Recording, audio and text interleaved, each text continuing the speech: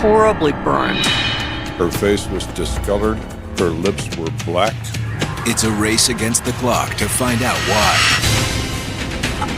Very seldom do you see a case like this. Anyone could be the mastermind behind this vicious attack. Was it a faculty member? Was it a student? I'm gonna make sure she regrets it big time.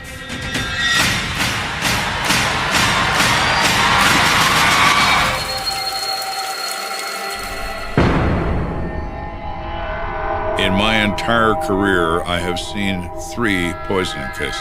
Poison implies planning. It's very rare. Nestled at the foot of the Rockies lies the Broadmoor neighborhood, home to some of Colorado Springs' most affluent families and one of its most prestigious high schools. Cheyenne Mountain High School was one of the more prominent schools in the city. They had maybe 650 students altogether. It's a really nice part of town, and it's a beautiful school. But outside of school hours, the halls at Cheyenne Mountain High are all but deserted.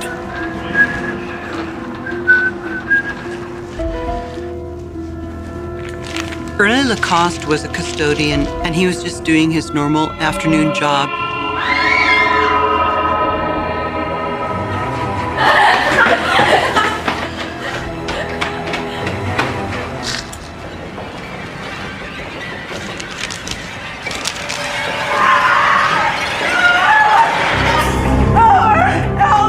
And then he sees a teacher that he has known for a long time. Help me! Miss Lewis, what's wrong? My throat is burning. Calm down, let me see. God. I think he realized that she was foaming at the mouth, quite literally. Stay right here. I'm gonna call 911. No. I'm gonna drive myself. Miss Lewis! No, you shouldn't drive like that. She didn't want to wait for an ambulance to arrive. And so she got in her car and went. A few miles away, Joe Kenda is in the middle of one of his least favorite duties as lieutenant. Come on in, don't look so scared. It was a requirement that I, as the commander of the unit, would issue annual reviews of my employees, which could affect their pay schedules and so on.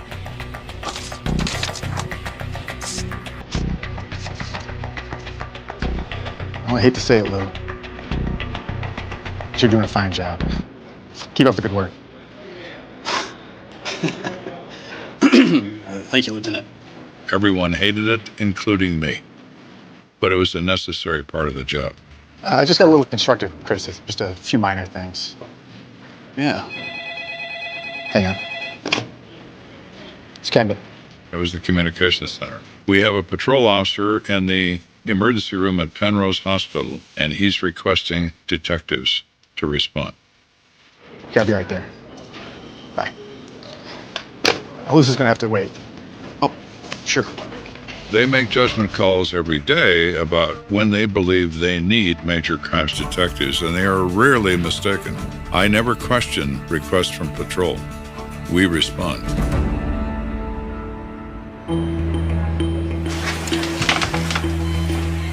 Hey, Tammy.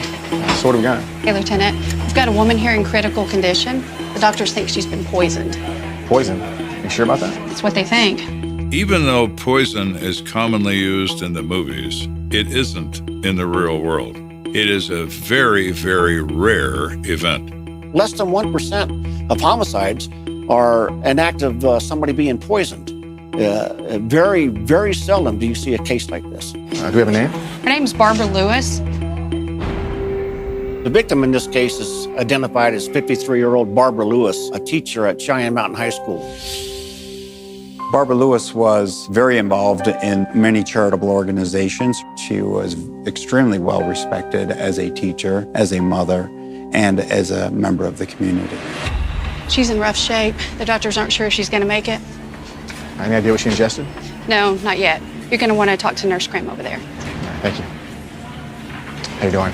Hey. Can you tell me what happened when Barbara Lewis came in? Nurse Cram reports that this woman burst through the doors alone.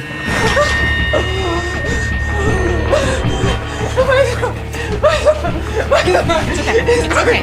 It's burning. Calm down. It's burning. I can't Take this. Can we get to bed? She had blisters on her lips. Her hands were burned. She was screaming almost unintelligibly that she'd been poisoned. Nurse Cram looked at her mouth and lips and saw they were turning black. Looked at her hands and saw second and third degree burns on her fingers and knew that this was an extremely critical circumstance. We had to give her anti-inflammatory meds. Did an emergency tracheotomy to open up her airways. It's pretty close to suffocating. Do they know how she was poisoned?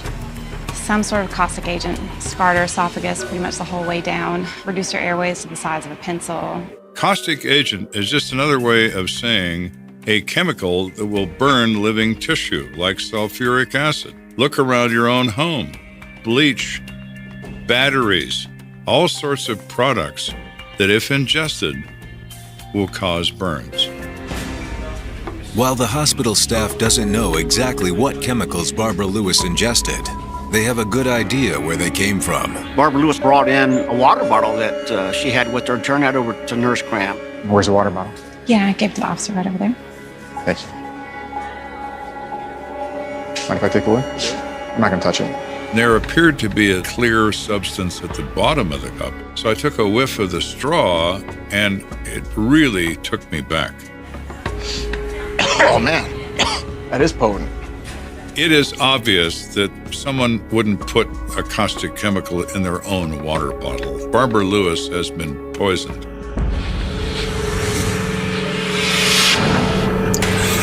This is a crime. It's not an accident.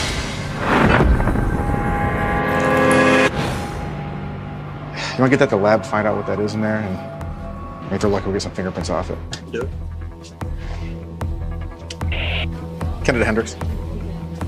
I sent a detective to the school for some follow-up there to see what he can learn from the staff. The detective starts with custodian, Ernie Lacoste. So where were you when you first heard her calling out for help? Just over here on the corner. School custodians know when things are out of place, they see everybody. And they're all over that building all the time. They're the best source. Did you notice anything strange or anyone suspicious? Just some kids here and there going to afternoon sports and whatnot. Ernie Lacoste tells my detective that he did hear Barbara Lewis screaming and coming out of her classroom. In which way is it? It's just around the corner, room 217. All right, thank you.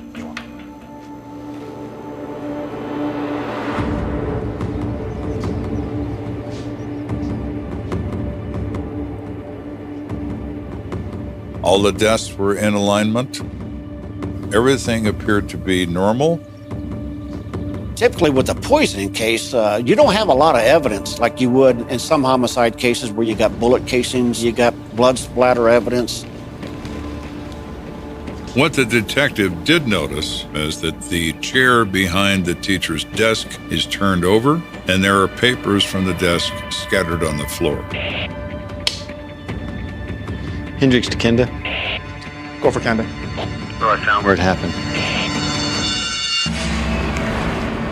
I believe Barbara was sitting in that chair and took a drink from her water bottle, thinking it contained water, and it didn't. And when the pain hit her, she jumped to her feet, the chair turned over. Papers flew off the desk, and she ran out screaming. Anything else? I'm afraid not. What is there to learn here? Not a lot. 10-4, go ahead and secure the room until CSI can process it for poison and fingerprints. 10-4. It's clear Kenda and his team are facing an uphill battle. If you're a shooter, you need to be close. If you're a stabber, you need to be even closer. But if poison is your weapon, you don't have to be in proximity to the victim. In a case like this, they could have put that poison in somebody's water hours or even days before the poisoning actually occurs. Back at the hospital, Kenda tracks down Barbara's husband, Dr. Ted Lewis, hoping he can shed some light on the attack. Dr. Lewis? Yes, sir. Barbara Lewis's husband is a medical doctor. He was at the hospital the day that Barbara Lewis was brought in. He is the president of the Cheyenne Mountain School District School Board, and he is the chief of medical education at Penrose Hospital. By all accounts, the Lewis family was the all-American family. They'd been married 25 years. They had a very stable situation financially. I'm terribly sorry about what's happened to your wife. I just can't believe this. He describes her as a devoted teacher and a devoted mother, and he's very, very concerned that she's going to be taken from him. Can you think of anyone that might want to harm her? No, I have no clue. I just can't imagine that Barbara would have even one enemy in this whole world. Mrs. Lewis was such a well-loved person in the community who was very generous and gave a lot of herself, not only financially, but emotionally. How often does she take a water bottle to work? Every day. Is it the same water bottle, or does she throw it out afterwards? No, she takes it home and refills it every morning. Like when you're both getting ready for work? That's right. Why?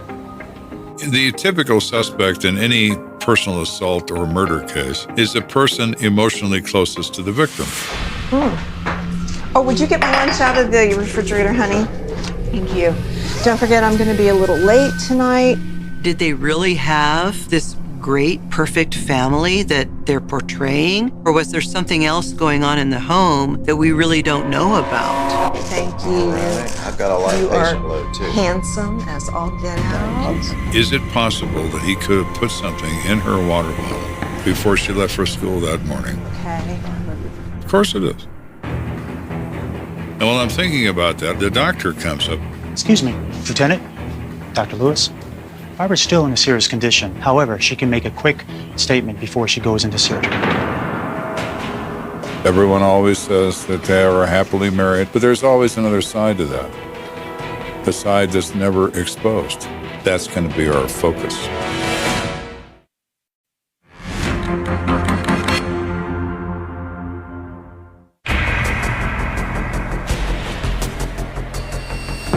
We're investigating the poisoning of Barbara Lewis, a 53-year-old math teacher at Cheyenne Mountain High School. I'm somewhat skeptical of her husband. I need to know how truthful Mr. Lewis is, so I can either examine him more closely or dismiss him. Before we talk to Barbara, I must warn you, even though she's highly alert, she's in a very critical state. Understood.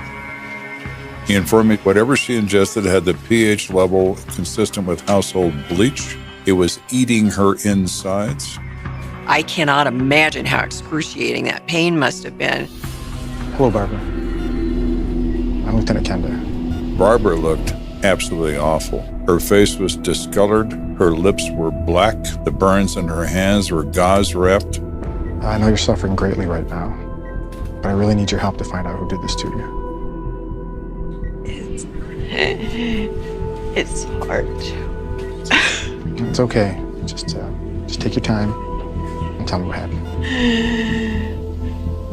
After school, I met with the Student Advisory Council.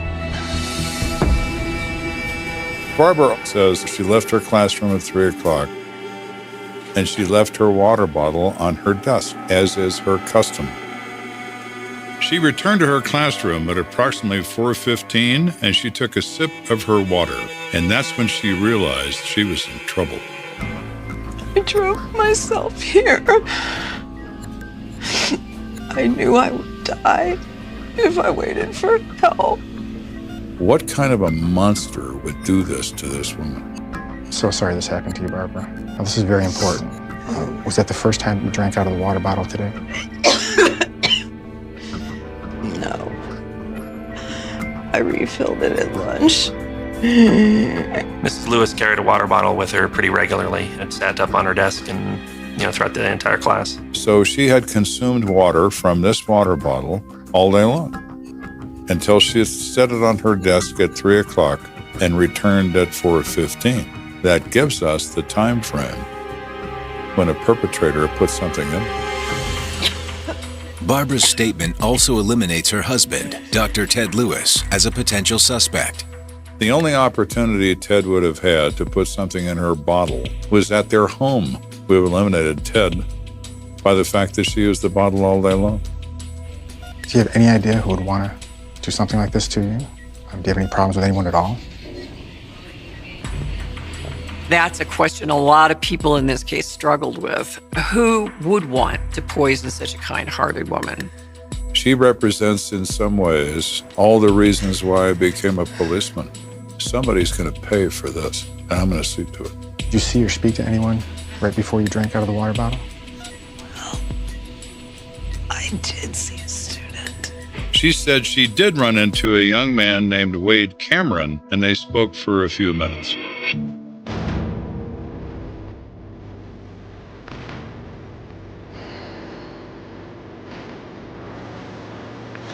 Wade? Hey, Miss Lewis. Hey. I just wanted to say I'm sorry. It's a brief conversation. It's the only person she recalls seeing before she picked up her water bottle. So who is Wade Cameron? And why was he apologizing to her on this particular day? But before Barbara Lewis can answer that question, the interview is cut short. I'm sorry. We need to wrap this up. Miss Lewis needs to be prepped for surgery. What about Ted? No, don't worry. We'll send your husband right in. And good luck with everything. While trauma surgeons operate on Barbara Lewis, Kenda and his team obtain an address for 17-year-old Wade Cameron. He lives in the Broadmoor area, a very expensive neighborhood. Some of the houses run well into the millions.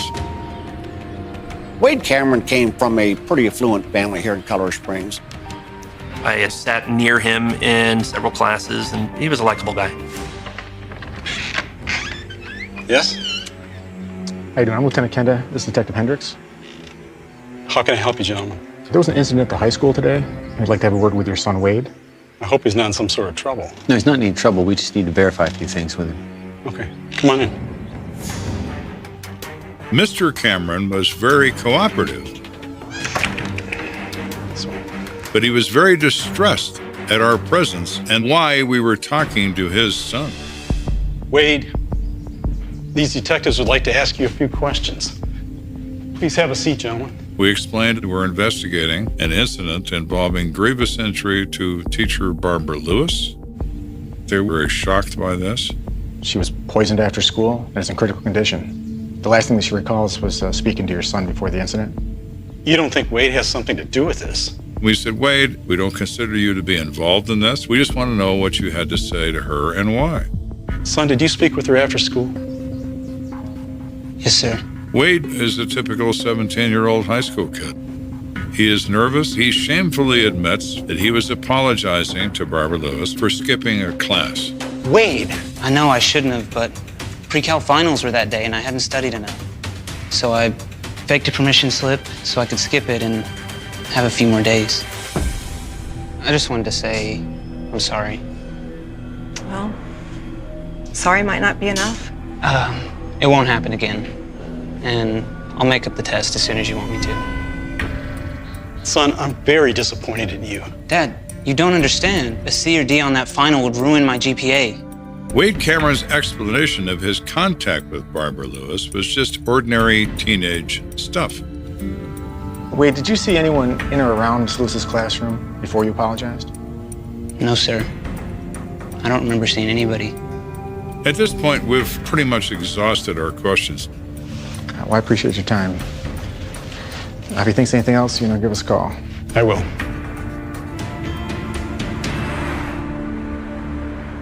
Back at the station, Kenda meets with the head of the crime lab, who's been analyzing the contents of the victim's water bottle. So what'd you find out? Well, we got a solid match. The results came back that the caustic material was sodium hydroxide. Sodium hydroxide is the active ingredient in Drano, designed to burn blockages out of pipes. One can only imagine the amount of injury that would cause to human flesh. That doesn't really narrow things down. I mean, everyone's got a bottle of drain cleaner in their house. That's true, Lieutenant, but this wasn't drain cleaner. He felt that it was actually raw sodium hydroxide in pellet form that had been used. If you were to drop a large number of sodium hydroxide pellets into a beaker filled with hot water, It would bubble up, you would feel the temperature rise, and the pellets would drop to the bottom of the beaker and dissolve. How would one get their hands on pure sodium hydroxide? Well, it's used in most soap and paper manufacturing. Also, it's used at most of the high schools across the country in the chemistry lab. It's usually kept under lock and key. And who would have the key? Normally, it's the chemistry teacher. So what if Mr. Chemistry Teacher decides to move from teaching to killing? Well, my. Now that would be something quite interesting, wouldn't it?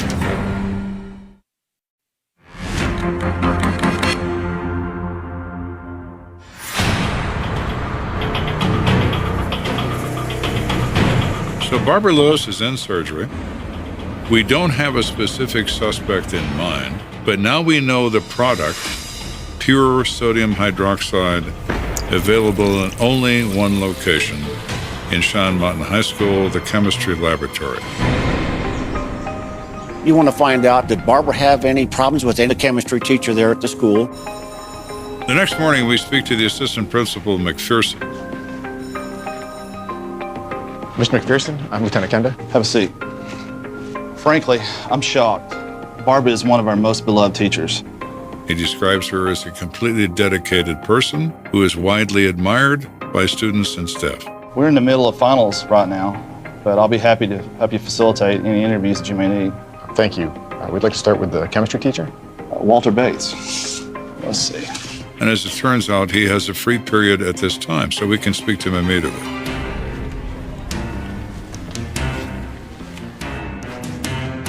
Walter? Yes. These detectives would like to have a word with you. Oh, sure. How can I help? He is a very concerned guy about Barbara Lewis's condition. I'd heard she was in the hospital, but I didn't know how that turned out. Is she out? How well do you know Barbara? And Mr. Bates says that he's not real close to Barbara, but he considers her to be a true professional, and he's always admired her work. Walter, I'm going to be straight with you. Barbara was poisoned here at the school. Someone put sodium hydroxide crystals in her water bottle.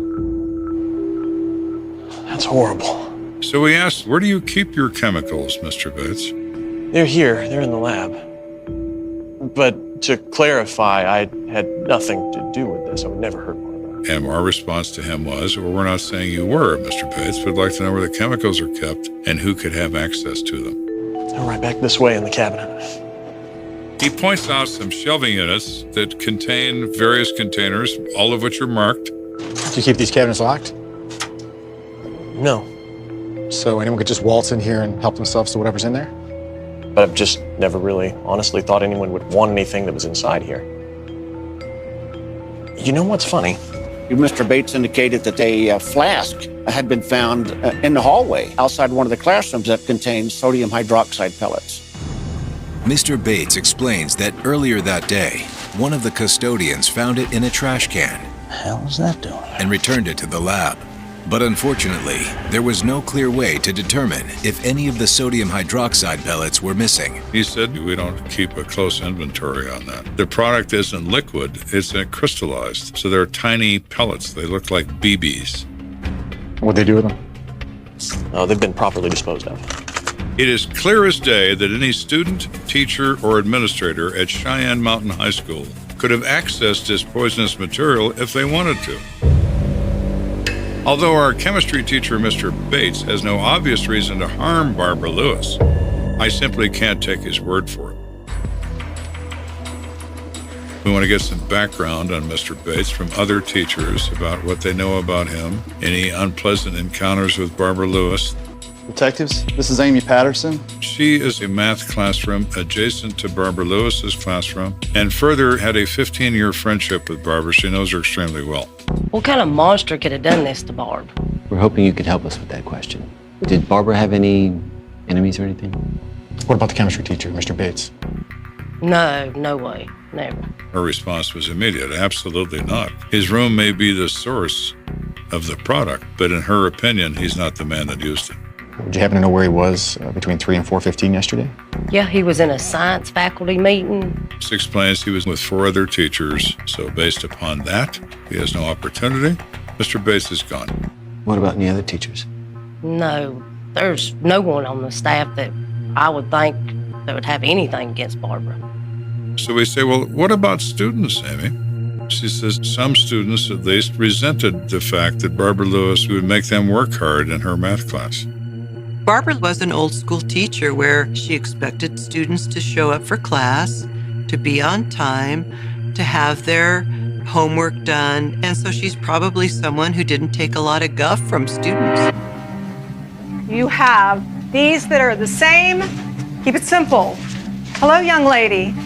Class started 5 minutes ago. Mrs. Lewis was definitely not one to take crap from any unruly students. Let's talk after class, okay? All right, so. Was she having problems with any of her students? There was one, Johnny Diamond. She says he doesn't do his homework, and I know she's had some confrontations with him in the past. He's a handful. Amy Patterson explains that a few days ago, she overheard Johnny talking about Mrs. Lewis in the hallway. So, man, you coming over this weekend? No, man, I can't make it. Yeah, man, why can't you come over? Because that stupid bitch Miss Lewis told my parents on me, and now I'm grounded. Dude, that sucks. Yeah, man, don't worry about it. I'm gonna make sure she regrets it big time. I'm thinking to myself, Johnny Diamond is an angry young man, and I happen to be looking for one of those. Does Johnny Diamond take chemistry class?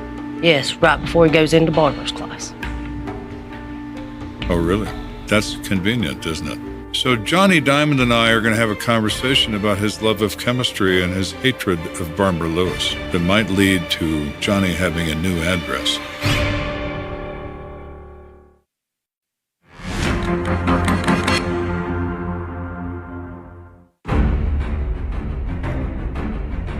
We've been very busy trying to develop a suspect who could have poisoned Barbara Lewis with pure sodium hydroxide. Then we developed this young man named Johnny Diamond who's made threats in the past against Mrs. Lewis. We need to speak to him and see if he's still part of this scenario or not. We wait till after school so we can talk to him at home in front of his parents. Now, Johnny, I don't want you to give these detectives any attitude, okay? We explained to Johnny Diamond that he is potentially a suspect in the attempted murder of Barbara Lewis. And as a result of that, we intend to advise him of his constitutional rights. But I didn't do anything. What makes you think that my son would be involved in something like this, Mr. Kenda? The problems he's had with Mrs. Lewis and the things you said about her? He admits to all of it. Yeah, I don't like her. She doesn't like me either. He said, it's kind of my fault. I don't do well in her class. There's a girl in there I like, and I kind of spend my time sending notes to her. And Mrs. Lewis doesn't like that, and we've had words. That doesn't mean I would poison her. Johnny is downplaying his motive, but you know what? He still has one. What I need to know is, did Johnny have access to Barbara Lewis's water bottle? Where were you yesterday between 3 o'clock and 4:15? Oh, I was at practice. As soon as school ended, I went to a wrestling meet at another school till about like 5. How'd you get there? I rode the bus. You can ask anyone on my team. I'm telling the truth. All right, we'll check with the school. Mrs. Diamond, we use your phone? Yes, it's right over there. My detective uses the phone, calls another detective still at the school. In a matter of an hour, we have confirmed that Johnny Diamond's nowhere near Mrs. Lewis's room during the time frame in question. Coach verified the story.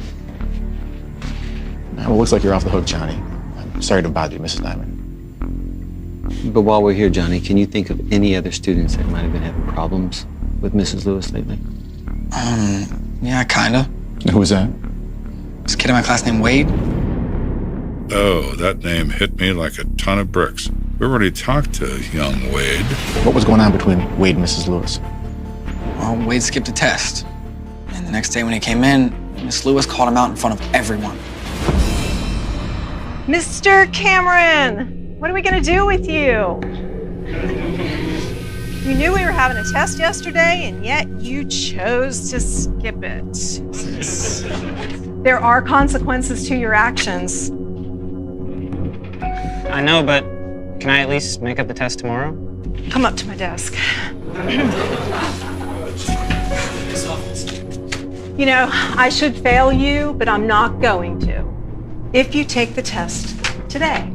But Miss Lewis, Oh, not here, Mr. Cameron. Out there. Come around. Drag the desk out. Let's go.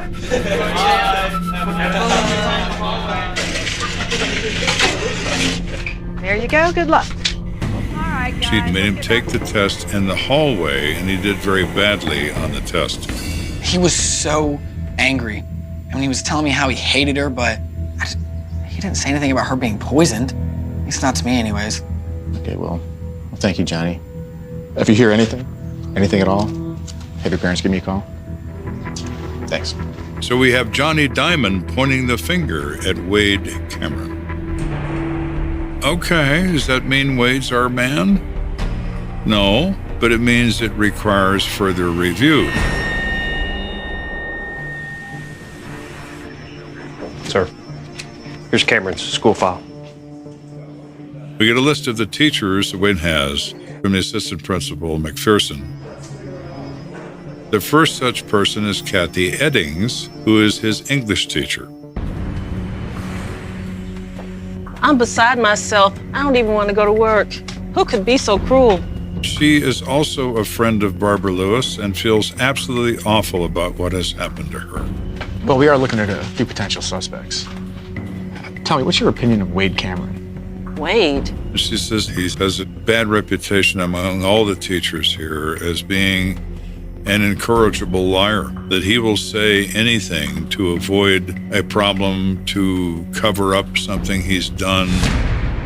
To prove her point, Mrs. Eddings explains that a few weeks back, Barbara Lewis caught Wade walking the halls during class. Hey, Wade.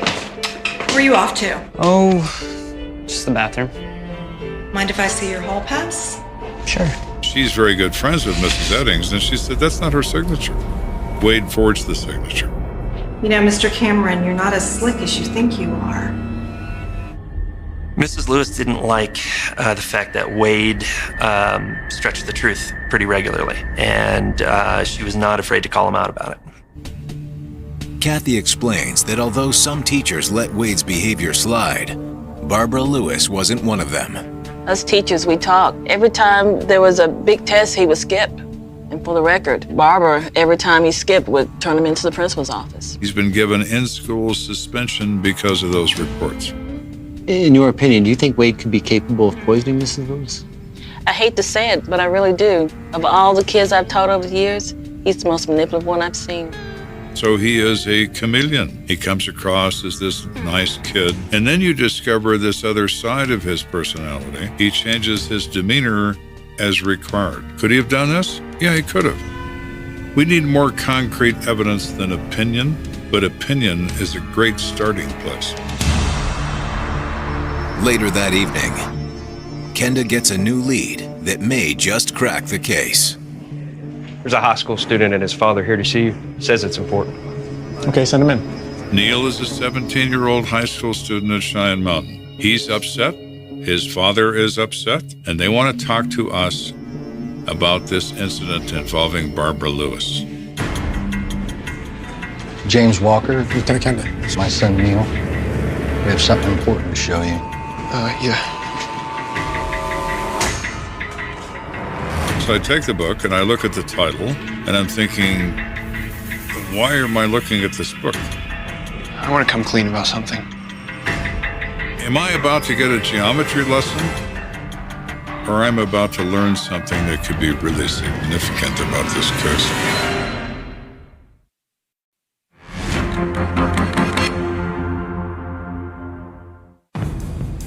At this point in this investigation, Barbara Lewis is in surgery fighting for her life from ingesting sodium hydroxide. Wade Cameron is a suspect in this matter. What we do not have is physical evidence.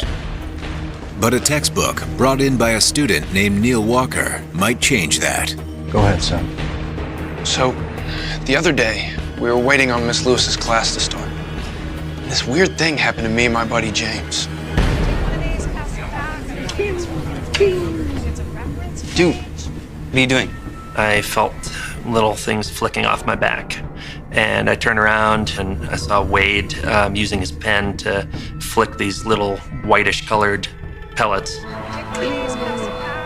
Cut it out, Wade. Neil Walker says that Wade has a small little bottle with him containing very tiny white pellets that look like BBs. Dude, stop. What is that? Acid. Don't let it sit on your shirt. It's going to burn a hole in it. When Wade told me that it was acid, I definitely believed him because he didn't have that smiling, joking demeanor about it when he told me. I said stop. You'll tell him about the book. Oh, yeah. Open it up to page 130, give or take.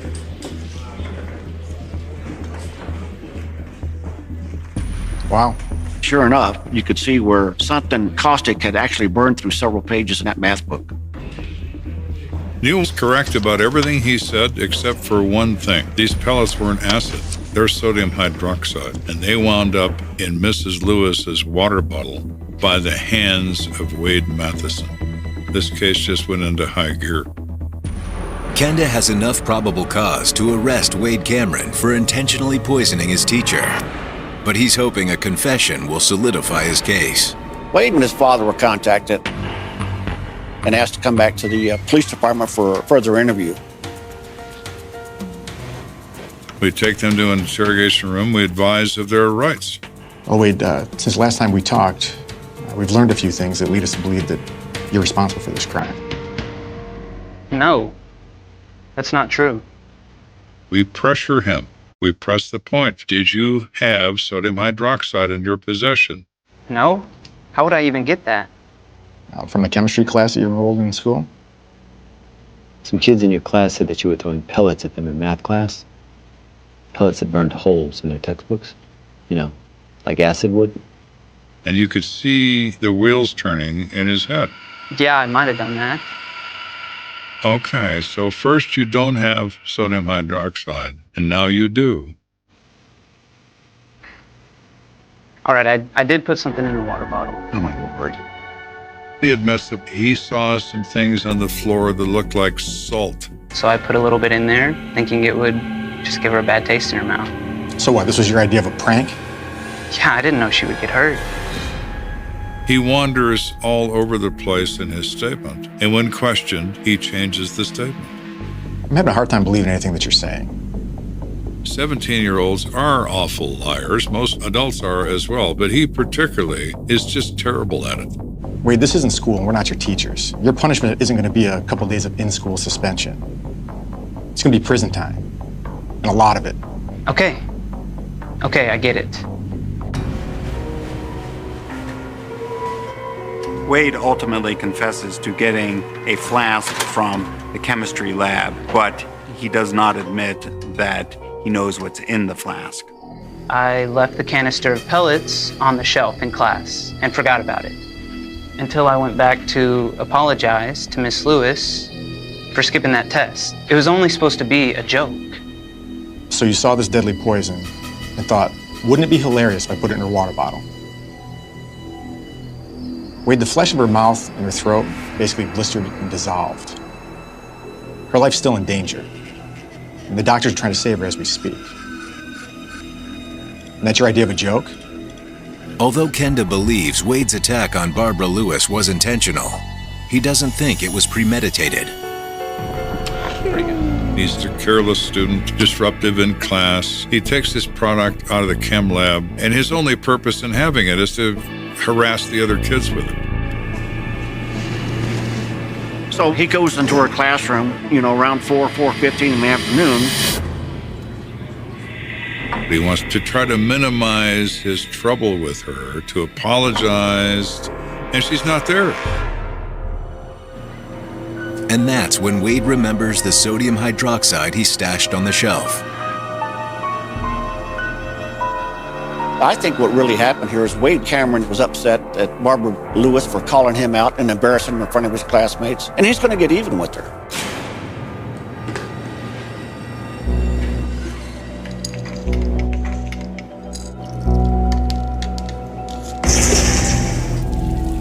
I think Wade Cameron was someone who was born in a family where privilege sort of enables you to act a certain way. He puts it in the water bottle without considering what those consequences are. Wade? Hey, Miss Lewis. She comes in, he apologizes, he leaves. She's getting ready to leave. She picks up the water bottle, notices that there's still some liquid in there, thinking it's just water. And wow, all of a sudden, her throat's on fire. A 17-year-old blockhead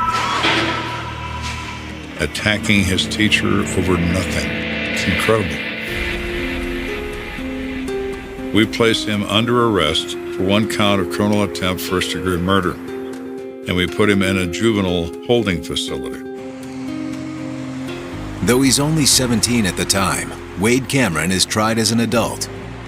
He is convicted of first-degree assault and sentenced to 18 years in prison. After serving 1 year of that sentence, Wade and his attorneys had filed for reconsideration of sentence. With the blessing of Barbara Lewis, Wade is offered a reduced sentence of 6 years in a youth offenders program. As for Barbara Lewis, she survived, but only after undergoing multiple life-threatening surgeries. They surgically removed 14 inches of her esophagus because the scar tissue was so bad she couldn't swallow. Miss Lewis did eventually return to school a few months later. I was definitely impressed with how strong Mrs. Lewis was.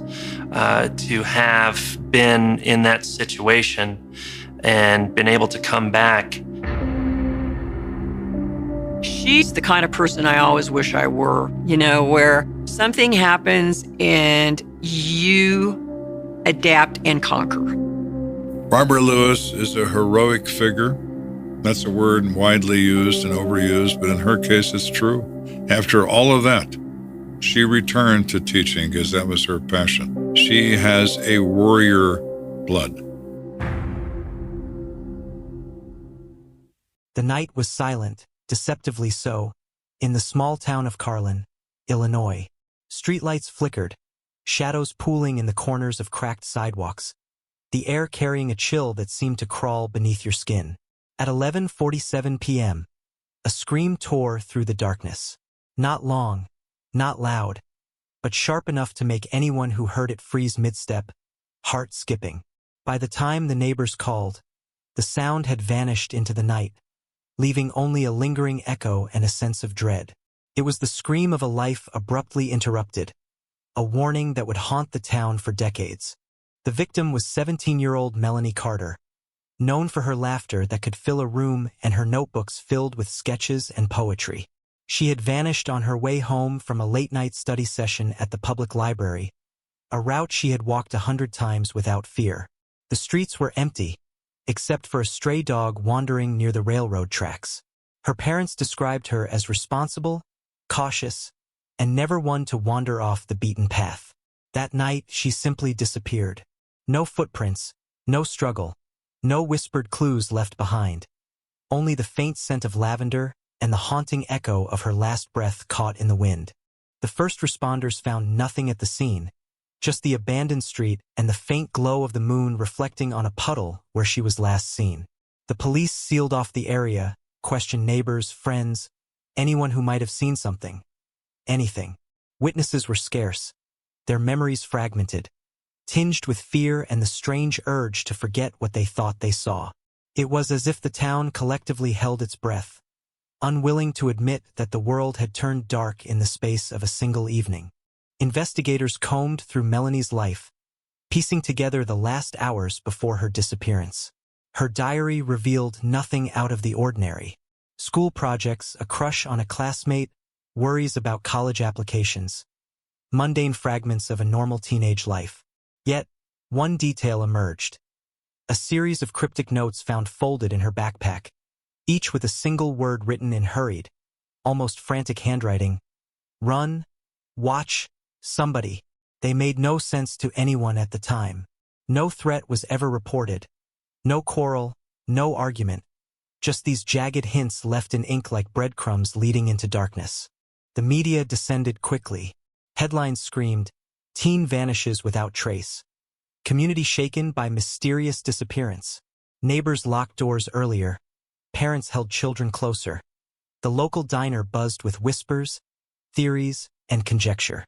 Every detail, every rumor became a spark, igniting fear that spread like wildfire across Carlin. Amateur sleuths, anxious friends, distant relatives. They all had pieces of stories, fragments that never quite fit together. Weeks turned into months and months into years. The trail went cold. Investigators pursued every lead. A suspicious truck spotted near the library, a transient known for lurking around the train tracks, a neighbor's vague memory of a van with tinted windows, but nothing solid, nothing that could crack the case open. Each dead end deepened the mystery. Each unanswered question widened the chasm between truth and speculation. People started whispering about curses, bad luck, even something more sinister, something that preyed on innocence. The community, once close-knit, became wary, eyes darting over shoulders, ears straining for the slightest hint of danger. The town of Carlin carried on, but Melanie's absence lingered like a shadow that refused to dissipate. Graduations passed, new families moved in, the library reopened with brighter lights and added security, but no one forgot the girl who had vanished into the night. Law enforcement kept her file active, a folder thick with statements, sketches, and photographs, yet always cold, always unsolved.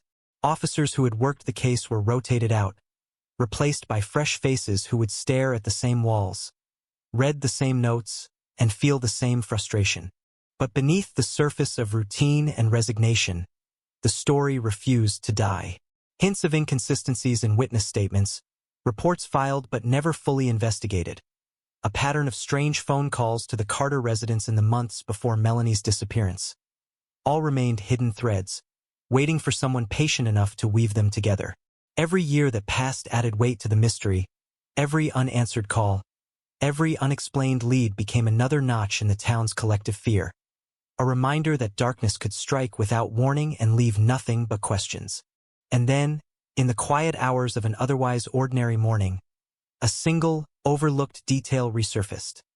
A fingerprint, long buried under layers of evidence, finally recognized by a specialist who had no prior connection to the case. A name whispered in disbelief, a face recalled from old photographs, a suspect who had walked freely for decades, blending into society with the ease of someone who knew how to vanish.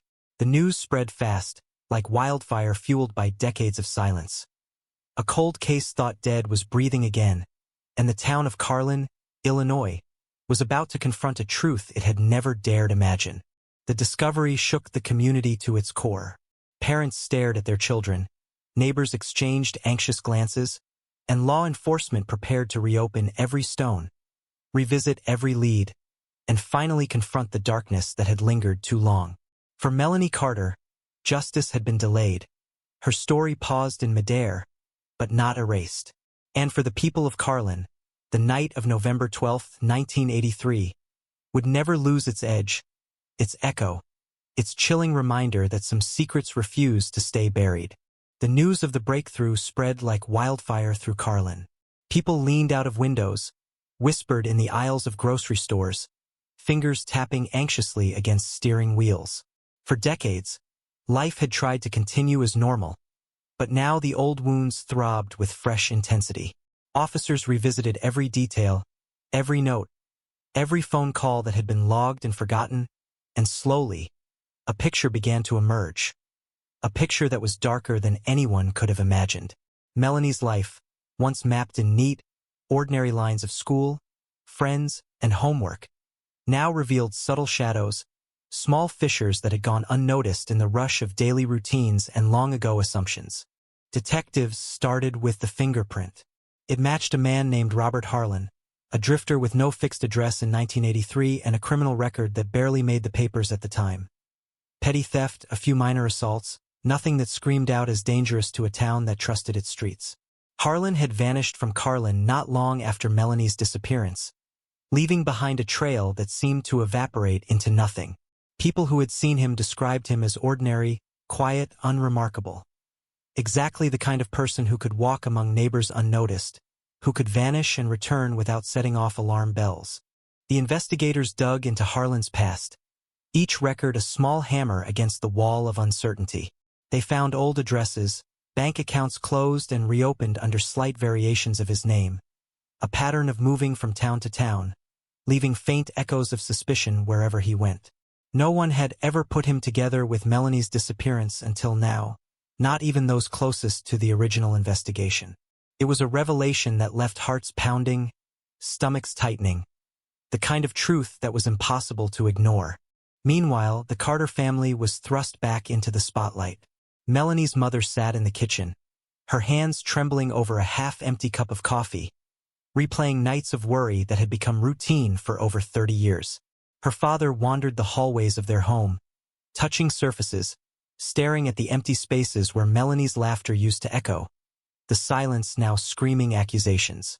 Friends of Melanie's remembered her vividly, the girl who loved the library, the girl who could lose herself in a notebook for hours, the girl who had been taken without a trace. All of them faced the surreal reality that the suspect had been identified, that the shadows of the past were now concrete, chillingly real. Law enforcement's renewed investigation revealed other unsettling details. Witnesses who had once said they saw nothing now recalled fragments of memory. A van parked near the tracks, headlights cutting across the empty road, a figure moving in the darkness. Each recollection was small, seemingly insignificant, but together they formed a web of possibility that had been ignored, dismissed, or lost in the fog of time. The detectives began to map Harlan's movements, placing him within blocks of Melanie's last known locations, identifying small coincidences that now felt like signs that had always been there, screaming to be noticed. The town reacted like a living organism sensing a predator.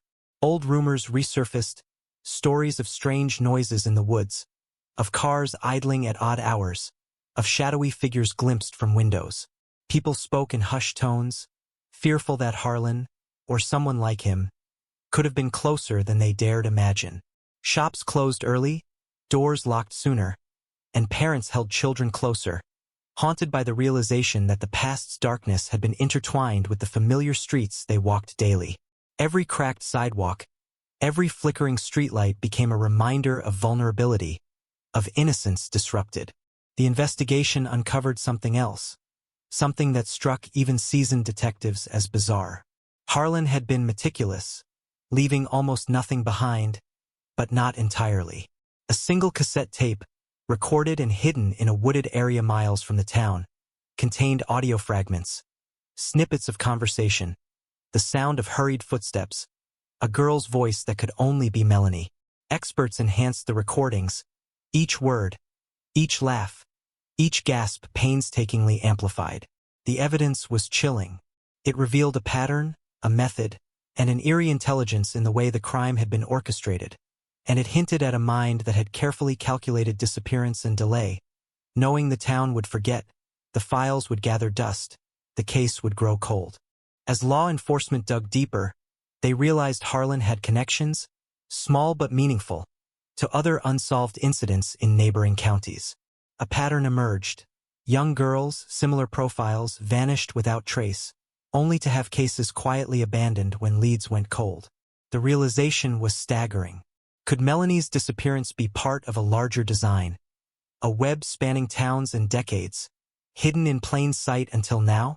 The town of Carlin felt the weight of history pressing down, as if the very streets carried secrets too heavy to bear.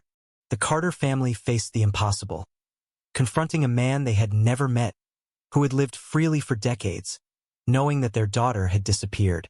Fear mingled with hope, anger with disbelief, grief with a grim determination that justice, finally, might be within reach.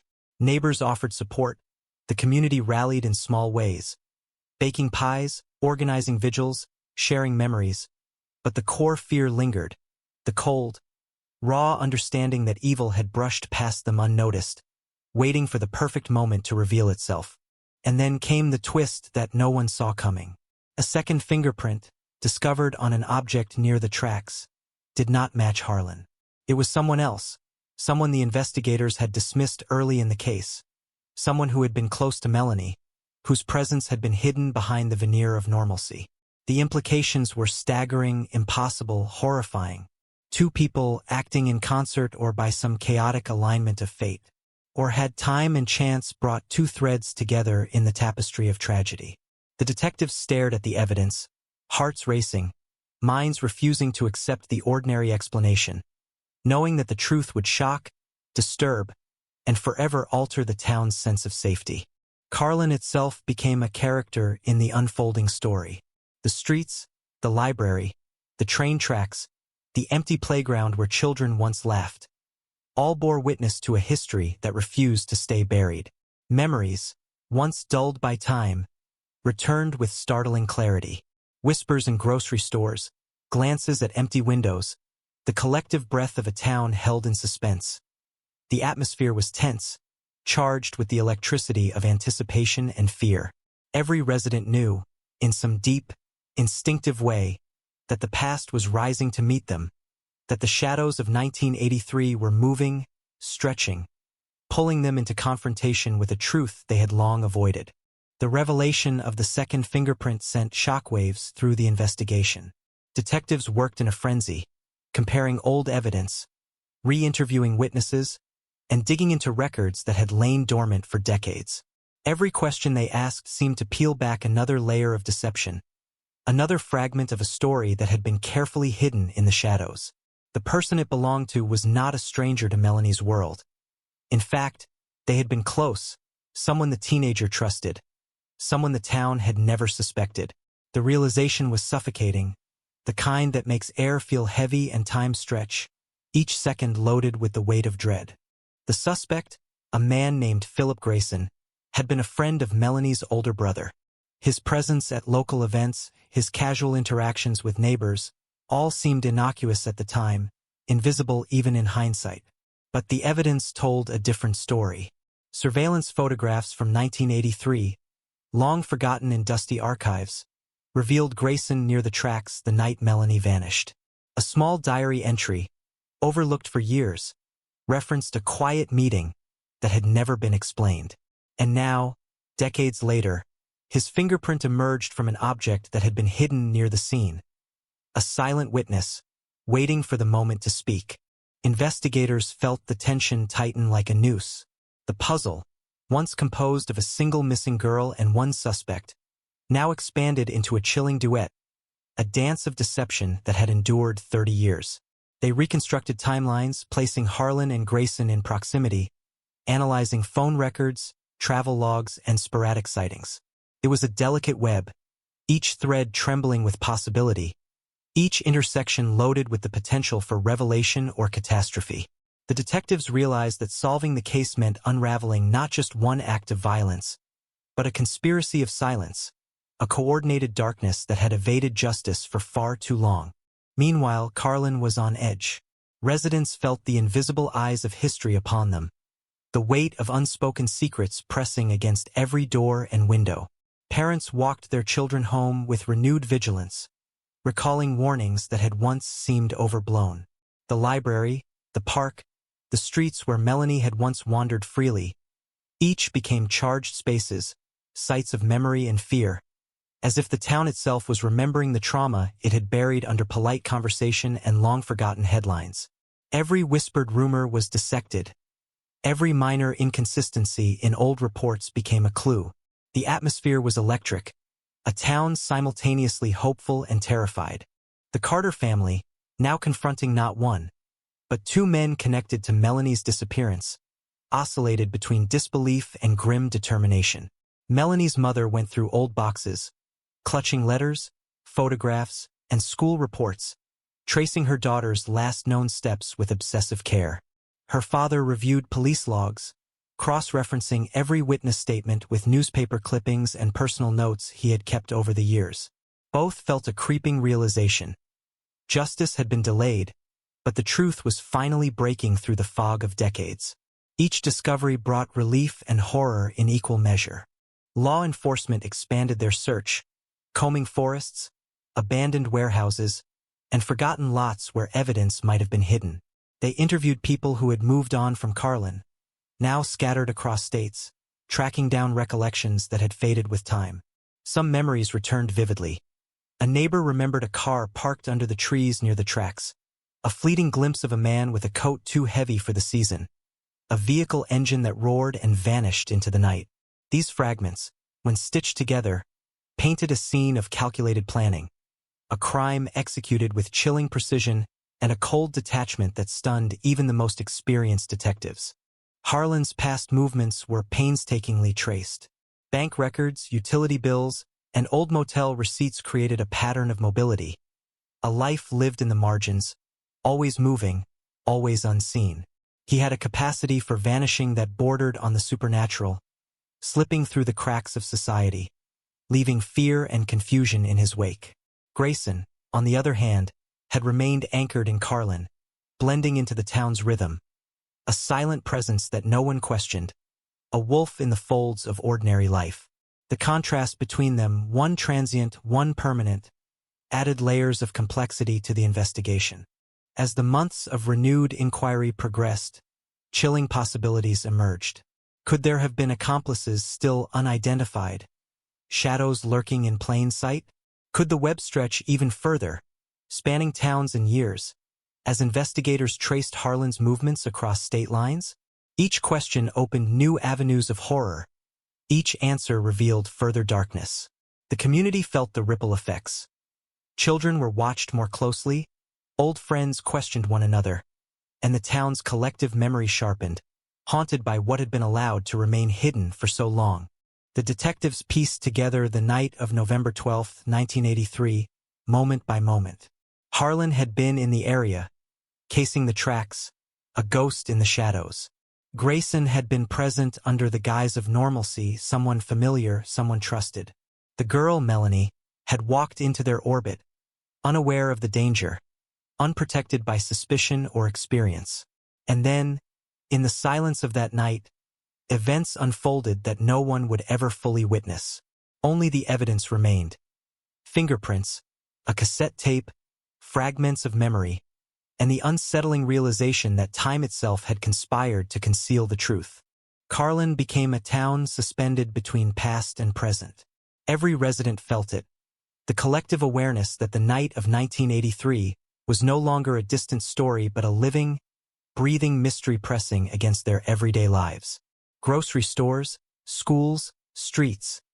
They were all sites of memory and anxiety. And for the Carter family, the slow, relentless march of justice was both a balm and a burden. Hope mingled with terror, relief with a persistent ache of unresolved grief.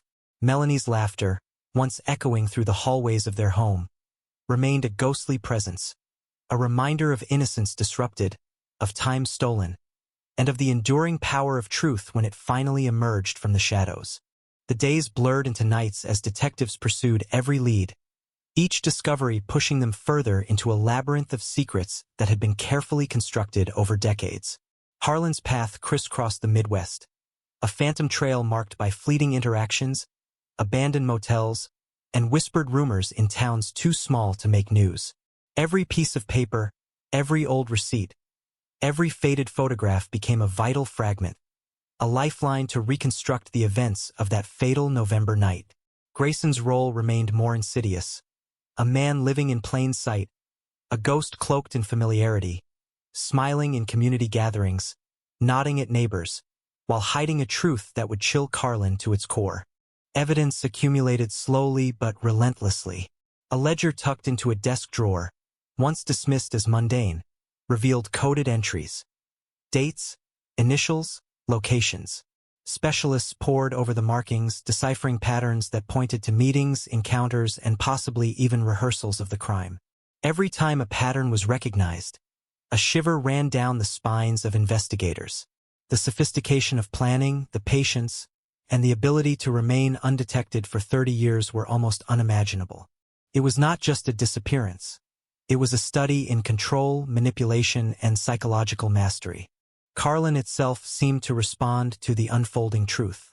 The town streets, once comforting in their small-town routine, became charged with tension. Residents saw shadows where there were none, heard creaks and whispers in empty houses, felt the weight of history pressing against doors and windows. Conversations carried a tremor of fear. What if he was still here? What if there are more secrets buried? Every mundane detail, a passing glance, a footstep, a locked gate, became a potential clue, a reminder that evil had once moved among them unnoticed. The Carter family confronted the impossible reality with a mix of desperation and determination. Melanie's mother spent hours poring over maps, photographs, and diary entries, tracing every route her daughter might have taken, reconstructing the last moments of normalcy before the night dissolved into chaos. Her father spent nights at the local police station, following every lead, questioning every statement, determined to grasp the contours of a crime that had been meticulously hidden. Their grief, once a quiet, private ache, was now public, magnified by media attention, community scrutiny, and the relentless pace of the investigation. A breakthrough came in the form of a witness who had remained silent for decades, someone who had seen a crucial moment but had been too fearful to speak. The memory, resurfacing after 33 years, added another dimension to the investigation. A car parked near the tracks, a door left slightly ajar, a muffled argument. Details so minor that they had been dismissed at the time, but now formed a key piece of the puzzle. Detectives realized that fear, time, and the ordinary rhythms of life had conspired to conceal truth, that human memory could betray, protect, and ultimately reveal. The psychological profile of Harlan and Grayson grew more complex. Harlan, the drifter, a man accustomed to movement and anonymity, had left chaos in his wake, while Grayson, anchored and familiar, had manipulated trust, relationships, and perception. The combination was lethal, a blend of stealth and deception that had allowed them to operate under the radar for decades. The detectives began to reconstruct the night with painstaking attention to detail, placing objects, mapping paths, and sequencing movements, all in an effort to capture a moment in time that had long since passed into legend and fear. The town's atmosphere was electric with anticipation and dread. Schools implemented heightened safety measures. Parents walked their children to classes, and conversations in diners, grocery stores, and church halls revolved around the reopening of a wound that had never fully healed. Memories collided with speculation. Did we see something that night? Did we hear something? Anxiety hung over Carlin like a low fog, thick and unrelenting, while the shadow of 1983 stretched across decades, connecting generations in collective unease. Detectives began reconstructing a timeline that placed Harlan and Grayson within minutes of each other near Melanie's last known location. Subtle interactions, gestures, and decisions that had seemed trivial now took on ominous significance. Surveillance photographs, once grainy and inconclusive, were enhanced and scrutinized. Small details, previously ignored, suddenly became evidence. A shadow crossing a path, a car's headlights reflecting off metal, a fleeting silhouette that betrayed movement, intent, and calculation. Every observation fed into the growing narrative of planning, predation, and the chilling orchestration of a crime meant to remain hidden. Meanwhile, the town's collective consciousness became a web of fear, memory, and speculation. Neighbors re-examined their past, recalling oddities, small inconsistencies, and moments that had seemed inconsequential at the time. The library where Melanie had spent her final hours reopened under scrutiny. Security cameras installed, lights brighter, shelves reorganized, but the sense of innocence lost lingered. Each familiar landmark became a symbol of vulnerability, each corner a reminder of the night when life had shifted, leaving a void filled with unanswered questions and haunting possibilities. The media coverage amplified the tension.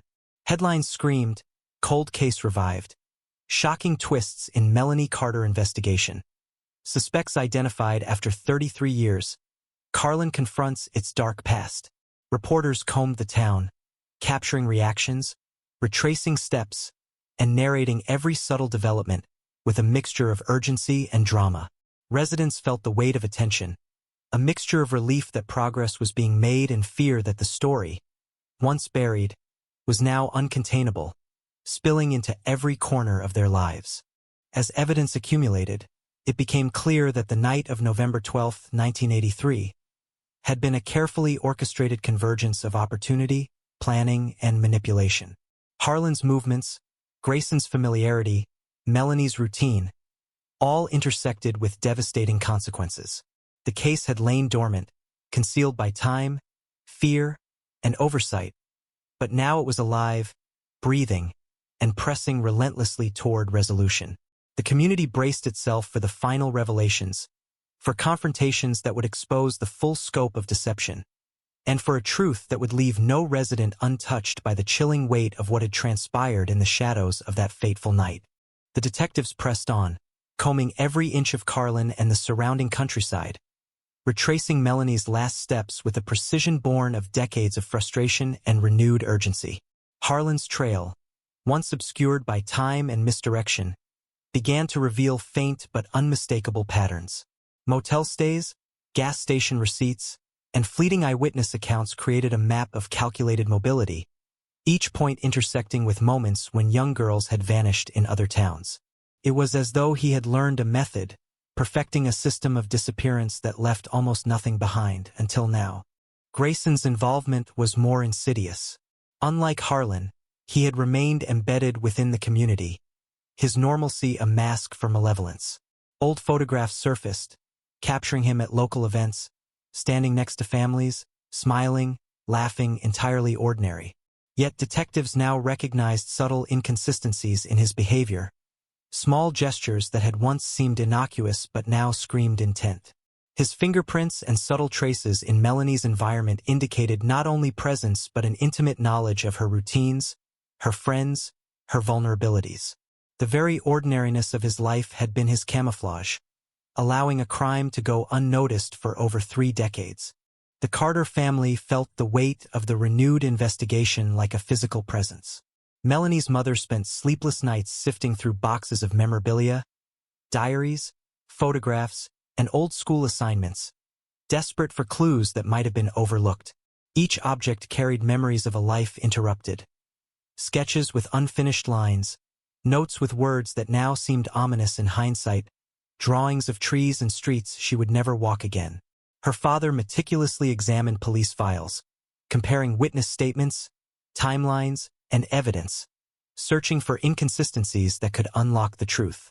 The house, once a sanctuary, had become a nerve center, a repository of grief, hope, and determination.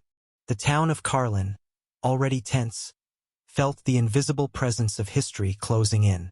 Parents walked children to school with renewed vigilance. Neighbors whispered in grocery aisles and church halls, recalling oddities long dismissed.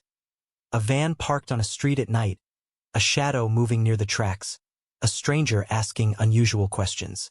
The collective memory of the town sharpened, haunted by what had been allowed to slip by unnoticed. Every familiar place, the library, the train tracks, the playground where children once laughed, was transformed by suspicion and fear, charged with echoes of a night that had left invisible scars. Evidence began to form a disturbing narrative. Forensic analysis of the cassette tape revealed fragments of conversation and ambient noise that placed Harlan near the tracks and Grayson within earshot. Acoustic experts reconstructed the scene, discerning the cadence of footsteps, the murmur of dialogue, and the intermittent whispers of panic that spoke of a struggle, of a confrontation carefully executed in darkness. The detectives realized that the crime had been orchestrated with meticulous attention, a choreography of control and concealment that defied ordinary comprehension. As the investigation deepened, connections to other unsolved cases emerged. Harlan's mobility suggested the possibility of more victims, young girls who had disappeared in towns along his route. Detectives began a painstaking cross-reference, identifying similar profiles, timelines, and unexplained absences. Each new potential connection widened the scope of horror, raising the stakes and forcing the team to consider that what had seemed an isolated tragedy might be part of a far larger and more disturbing pattern. The psychological toll on the investigators was immense. Months of sleepless nights, constant analysis, and immersion in dark human behavior created a sense of relentless pressure. They struggled to separate personal fear from professional duty, to remain objective in the face of evidence that was increasingly horrifying in its implications. Harlan and Grayson's calculated actions forced them to confront the terrifying reality that evil can be both ordinary and methodical, embedded in the rhythms of everyday life, invisible until the moment of revelation. Meanwhile, the media intensified its scrutiny. Headlines flashed across newspapers and television screens. Cold case shock. Suspects revealed after 33 years. Carlin's dark past emerges. Investigation uncovers chilling evidence. Reporters retraced paths, interviewed residents, and highlighted the stark contrast between the town's idyllic appearance and the darkness lurking beneath its surface. Public fascination mingled with fear. Some residents welcomed renewed attention as a pathway to justice, while others feared that reopening old wounds might unleash the past in unpredictable ways. The detectives focused on the night itself, reconstructing it with painstaking detail. Harlan had been methodical, calculated in his movements, avoiding detection while observing.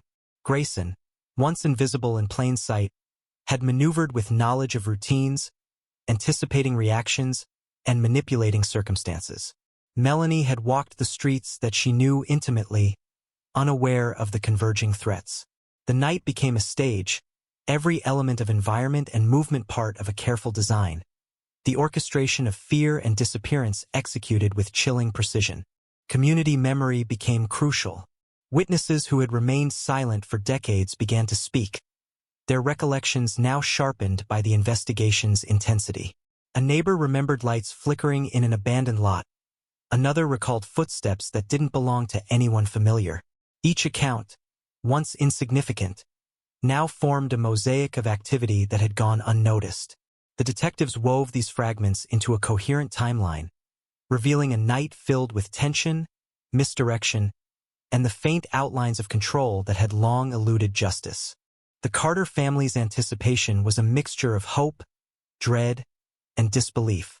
Every new lead, every revelation brought a renewed sense of possibility that justice could finally be served, but also a reminder of the trauma that had defined their lives. Melanie's mother often stared at photographs of her daughter, tracing lines with trembling fingers, wondering how a normal night could have turned into decades of mystery. Her father meticulously documented every piece of evidence, aware that the painstaking process of reconstructing the past was a delicate race against time, memory, and the fragility of human recollection. And so Carlin waited, suspended in a collective breath, caught between past and present. Every street, every park, every familiar path carried the weight of 1983, a constant reminder of innocence lost, of time stolen, and of the relentless pursuit of truth. The shadows of that night, once invisible, were now tangible, pressing against the town's consciousness, demanding acknowledgement. The investigation, with its revelations of Harlan and Grayson, had reignited memories, fears, and the chilling understanding that evil can remain dormant, patient, and undetected, until the precise moment when the world finally notices. Detectives dug deeper into the intertwined lives of Harlan and Grayson, uncovering a chilling dynamic that had allowed them to operate undetected for decades. Harlan's transient existence had made him invisible to law enforcement, a shadow moving from town to town, leaving almost no trace. But Grayson's proximity to the Carter family, his seemingly harmless presence in the community, revealed a darker truth: manipulation, exploitation, and an uncanny understanding of human trust. The combination of mobility and familiarity, predator and confidant, created a nightmare scenario that no one in Carlin had anticipated. Every interview, every statement revisited, added a new layer of complexity. Witnesses remembered details differently, the years reshaping their memories. A neighbor who once claimed to have seen nothing suddenly recalled a figure watching from the treeline, a car idling too long at the library, footsteps echoing down an empty street. Investigators realized that fear, indifference, and the passing of time had obscured the truth, but the fragments were still there, waiting for someone persistent enough to piece them together. The detectives meticulously cross-referenced these recollections, building a timeline of the night that was both precise and terrifying in its implications. Physical evidence became a cornerstone. Items that had been dismissed decades ago, a torn notebook, a misplaced scarf, a smudge of fingerprints, took on new significance. Forensic experts used modern technology to analyze these remnants, revealing microscopic traces of contact that had been invisible to investigators in 1983. Each discovery reinforced the narrative. Melanie had been observed, followed, and intercepted with chilling efficiency. The small town that had believed in its safety learned that danger had been lurking in familiar faces, hidden in plain sight, and waiting for a moment to strike. The Carter family faced a psychological storm. Melanie's mother combed through every corner of the house, revisiting rooms that had once been filled with life. Every photograph, every sketchbook, every diary entry became a conduit to the past, a connection to a daughter who had vanished but never been forgotten. Her father, meanwhile, meticulously charted timelines, locations, and events, connecting evidence across decades with painstaking care. Together, they navigated a labyrinth of grief, hope, and horror, each revelation both a relief and a fresh wound. Carlin's streets became charged with history. Residents walked with heightened awareness, eyes scanning shadows, ears tuned for the slightest unusual sound. Children played under watchful supervision, parents exchanged wary glances, and neighbors whispered stories that had been buried for decades. The atmosphere was thick with tension, a collective recognition that the events of 1983 had left an indelible mark, that the past had returned to assert itself, and that the truth could no longer be ignored. The investigation unearthed new leads that expanded the scope of horror. Harlan's movements suggested a pattern of predation across multiple towns, each disappearance echoing the circumstances surrounding Melanie's vanishing. Detectives began to examine these cases with renewed urgency, cross-referencing dates, witness statements, and environmental factors. The realization was staggering. What had seemed an isolated tragedy might be part of a broader, more disturbing pattern. Harlan's methodology, mobility, careful observation, exploitation of trust, indicated a predatory intelligence that had allowed him to evade justice for decades. Meanwhile, Grayson's position in the community provided critical insights. His social connections, daily routines, and intimate knowledge of the town's rhythms revealed opportunities for manipulation that had gone unnoticed for years. Investigators identified moments when he could have influenced events, monitored movements, or diverted attention without drawing suspicion. The dual presence of Harlan and Grayson, one transient, one embedded, created a terrifying synergy, a convergence of opportunity, intelligence, and malice that explained why Melanie's disappearance had remained unsolved for so long. The detectives reconstructed the night itself in painstaking detail. Harlan had surveilled the area, observing the streets, the tracks, the familiar routes Melanie used. Grayson, blending seamlessly into the background, had maneuvered to anticipate her actions, ensuring the success of the plan. Every step, every pause, every decision appeared deliberate, executed with precision. Acoustic analysis of the cassette tape revealed fragments of movement. The crunch of leaves underfoot, the distant hum of engines, whispered instructions, and the sound of a struggle, a choreography of terror frozen in time until modern technology resurrected it. As the investigation gained momentum, forensic breakthroughs provided the missing links. DNA evidence, preserved despite the decades, finally confirmed interactions between Harlan, Grayson, and Melanie. Small traces on clothing, objects, and surfaces provided undeniable proof of presence and contact. The town's long-held suspicions, whispers, and fears were validated. The case was no longer a cold mystery. It was an unfolding revelation of human cruelty, manipulation, and decades of deception. Carlin's residents felt the weight of this truth. Streets, parks, and homes that had once been familiar became charged with anxiety. Conversations were punctuated by pauses, memories were revisited with unease, and the community's collective pulse quickened with every new development. Every shadow was suspect, every familiar face scrutinized, and every routine questioned. The town was living through a second wave of trauma, a confrontation with the evil that had always been just beneath the surface, invisible yet palpable.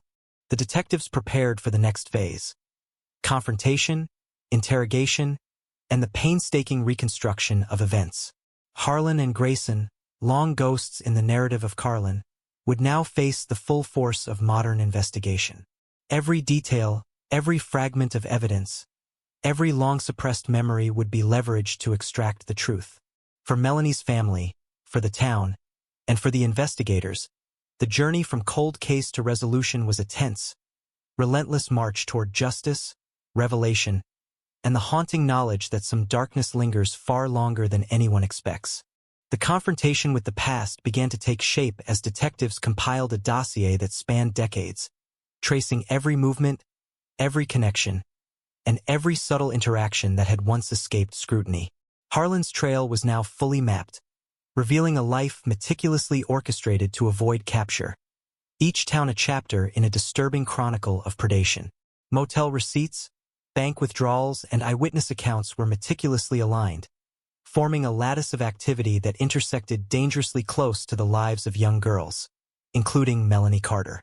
Each intersection added weight, a tangible proof of planning and premeditation that sent shivers through the investigative team. Grayson's shadow loomed larger than anyone had anticipated.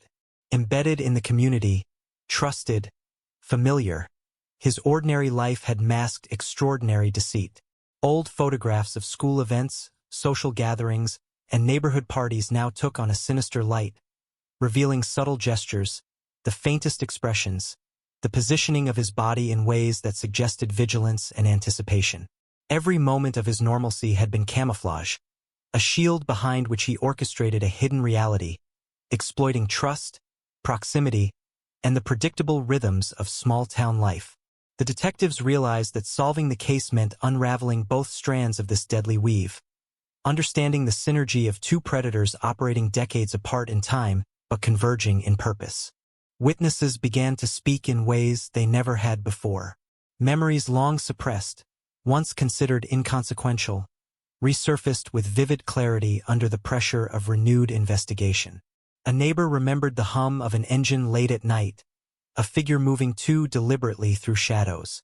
A clerk recalled a transaction that seemed routine but now revealed itself as a thread in a larger tapestry. These fragments, collected painstakingly, revealed a narrative that had been hidden in plain sight, obscured by years of fear, forgetfulness, and the assumption that nothing sinister could exist within the boundaries of their small town. The psychological toll on the investigative team was immense. Sleepless nights, repeated analysis, and immersion in decades-old trauma created a sense of relentless pressure. Detectives questioned their own perceptions, wondering how such malevolence had gone unnoticed for so long. The combination of Harlan's transient, almost spectral existence and Grayson's embedded, manipulative presence created a complexity that challenged every assumption about criminal behavior and human trust. Each discovery required recalibration. Each revelation forced confrontation with the unsettling truth that evil can hide in both movement and stillness, in strangers and familiar faces alike. The town itself became an active participant in the unfolding story. Streets, parks, and public buildings, once symbols of everyday normalcy, were now charged with significance. Parents walked children to school with vigilance born of fear. Neighbors exchanged cautious glances, and every familiar landmark became a site of potential memory or evidence. Conversations, once casual, now carried the tremor of suspicion and recollection. Carlin was living through a collective awakening, a confrontation with the reality that the shadows of 1983 were still very much alive in the present.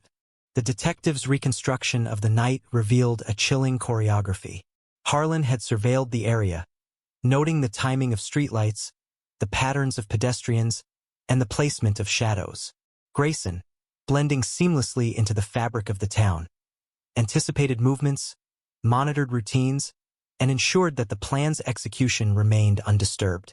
Melanie, walking her familiar routes, had unknowingly entered a trap designed with precision, a convergence of opportunity, knowledge, and malevolence. Acoustic analysis of the long-forgotten cassette tape corroborated this reconstruction. The crunch of leaves, distant engine hums, whispered instructions, and the faint sounds of struggle provided an auditory map of the crime. New forensic breakthroughs added clarity. DNA traces preserved despite the passage of time confirmed interactions between Harlan, Grayson, and Melanie. Fingerprints previously dismissed as inconclusive now formed a definitive link. The physical evidence corroborated witness accounts and reconstructed timelines, creating an unassailable chain of presence and action. The detectives were no longer piecing together a cold case.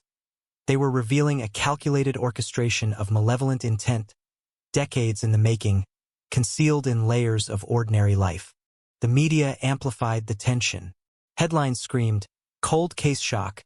Harlan and Grayson tied to 1983 disappearance. Carlin confronts decades of hidden darkness." Investigators revealed disturbing patterns of predation. Residents watched, listened, and whispered, balancing hope for justice with fear of confronting what had been long ignored. Public attention intensified scrutiny, renewed vigilance, and a heightened sense of vulnerability. Every street, every home, every familiar path was now a reminder of the night when innocence was violated and normalcy fractured. The Carter family remained at the center of this storm. Their lives, once quietly shaped by grief, were now dominated by the relentless pace of investigation, media attention, and the resurgence of memories long held at bay. Every photograph, diary entry, and sketchbook became a portal to the past, a connection to a daughter whose presence was both absent and painfully vivid. The process of confronting decades of hidden truths was emotionally exhausting, yet each discovery, each confirmation, brought a mixture of relief, anguish, and the long-awaited promise of justice. Detectives began mapping the broader implications. Harlan's mobility suggested the possibility of additional victims, while Grayson's embedded position raised questions about unnoticed complicity, both willful and passive, among residents or acquaintances. The realization was chilling. What had appeared to be a singular tragedy might, in fact, be part of a wider, more disturbing narrative. The investigation became a race against memory itself, as decades-old recollections had to be captured, analyzed, and correlated before they faded or were lost to the passage of time. Carlin's streets, once benign and familiar, were now charged with history and vigilance. Every shadow, every window, every corner carried potential meaning. Residents reconsidered past interactions, reassessed trust, and experienced the subtle tremors of a town awakening to the realization that danger had existed among them, quiet, patient, and hidden in the ordinary. The community's collective memory sharpened, haunted by what had been permitted to lie dormant, and forced to confront the enduring power of secrecy, fear, and predation. The investigation reached a fevered pitch as detectives began connecting dots that had lain dormant for over 3 decades. Harlan's movements were now meticulously documented, a map of malevolence stretching across state lines. Each motel stay, each fleeting interaction, each suspicious sighting in small towns along the Midwest created a mosaic of calculated evasion. It was as if he had studied the art of disappearing, perfecting a craft that allowed him to strike and vanish, leaving communities and investigators grasping at shadows. The realization that his pattern extended beyond Carlin was a jolt, a reminder that the scope of the crime was far larger and more insidious than anyone had anticipated. Grayson's role in the nightmare became even more unnerving. Embedded within Carlin, he had moved through life cloaked in normalcy, attending church functions, social events, and school activities, all while maintaining a hidden agenda. Photographs, once innocuous, now betrayed subtle gestures. The tilt of his head, the positioning of his body, the way he observed the environment with quiet calculation. Each mundane interaction was reinterpreted as part of a sinister choreography, evidence of a man who understood the rhythms of trust and routine, exploiting them to remain invisible while chaos unfolded around him. Witnesses provided new clarity, their memories resurfacing under careful questioning. A teenager recalled seeing a van parked too long near the tracks. A neighbor remembered lights flickering in the woods late at night, and a clerk in a gas station described a man asking questions about children's routines. These fragmented recollections, once dismissed, were now threads of truth, woven together into a narrative of anticipation, observation, and control. Detectives pieced them into a timeline, revealing the movements of both Harlan and Grayson with frightening specificity. Forensics played a decisive role. DNA analysis, previously impossible with the technology of 1983, now confirmed interactions between the suspects and Melanie. Fingerprints, once faint or dismissed, were matched with precision, corroborating witness statements and reconstructing events in a way that left no room for doubt. The physical evidence painted a chilling portrait. Melanie had been followed, observed, and intercepted with deliberate intent. The crime was no longer an unsolvable cold case. It was a carefully orchestrated act of predation, meticulously hidden for decades, now brought into the light. The Carter family, entrenched in decades of grief and uncertainty, faced a flood of renewed emotion. Melanie's mother revisited every diary, sketchbook, and photograph, searching for overlooked clues, connecting moments that had seemed mundane to a narrative now understood as horrifyingly deliberate. Her father pored over police files, correlating witness statements, timelines, and forensic evidence, determined to construct a complete picture of what had transpired that night. Together, they navigated a harrowing journey between hope and despair, fear and the tentative relief of progress, grappling with the reality of a truth that had eluded them for far too long. Carlin itself seemed to awaken to the shadows of its past. Residents walked streets with heightened awareness, children were watched with vigilance, and conversations were imbued with tension. Memories collided with suspicion. The van at the tracks, lights in the woods, footsteps in the darkness. The town experienced a collective unease, a recognition that the night of November 12, 1983, had never truly ended. Shadows of the past reached into the present, charging familiar streets, parks, and homes with the weight of hidden menace. Detectives began reconstructing the night with painstaking precision. Harlan had observed, timed, and waited, navigating the environment with a predator's patience. Grayson, exploiting familiarity and trust, ensured that nothing disrupted their plan.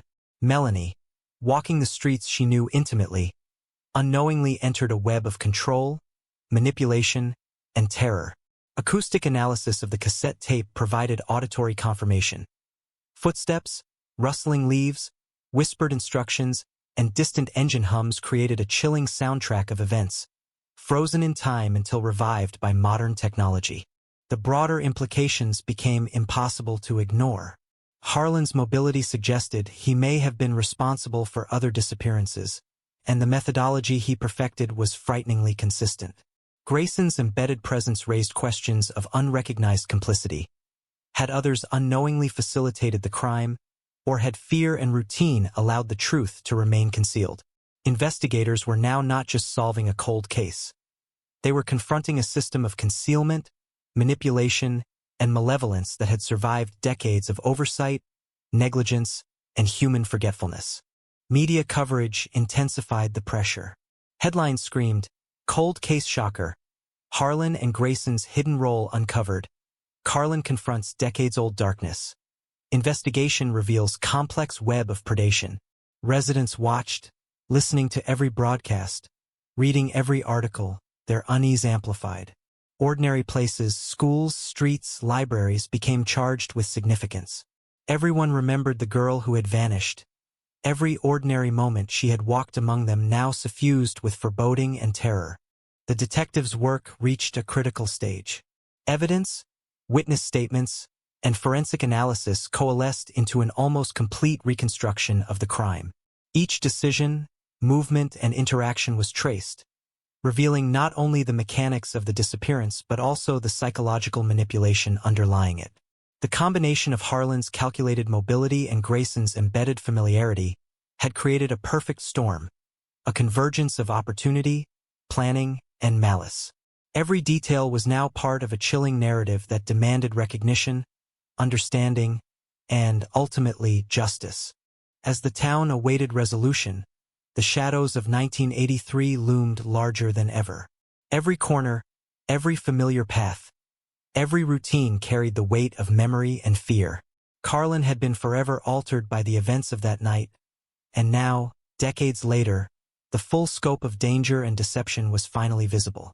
Residents, investigators, and Melanie's family alike faced the unsettling truth that evil can persist quietly, patiently, and invisibly, only to emerge when persistence, technology, and human determination finally illuminate what had been hidden for so long.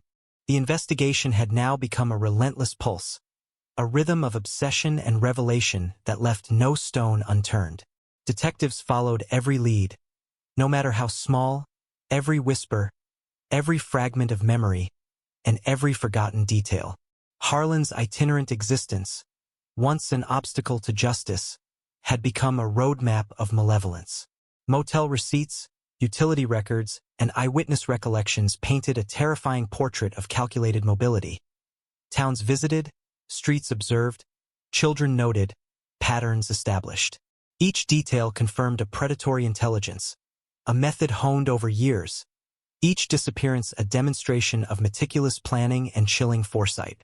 Grayson's presence in Carlin became ever more sinister under scrutiny.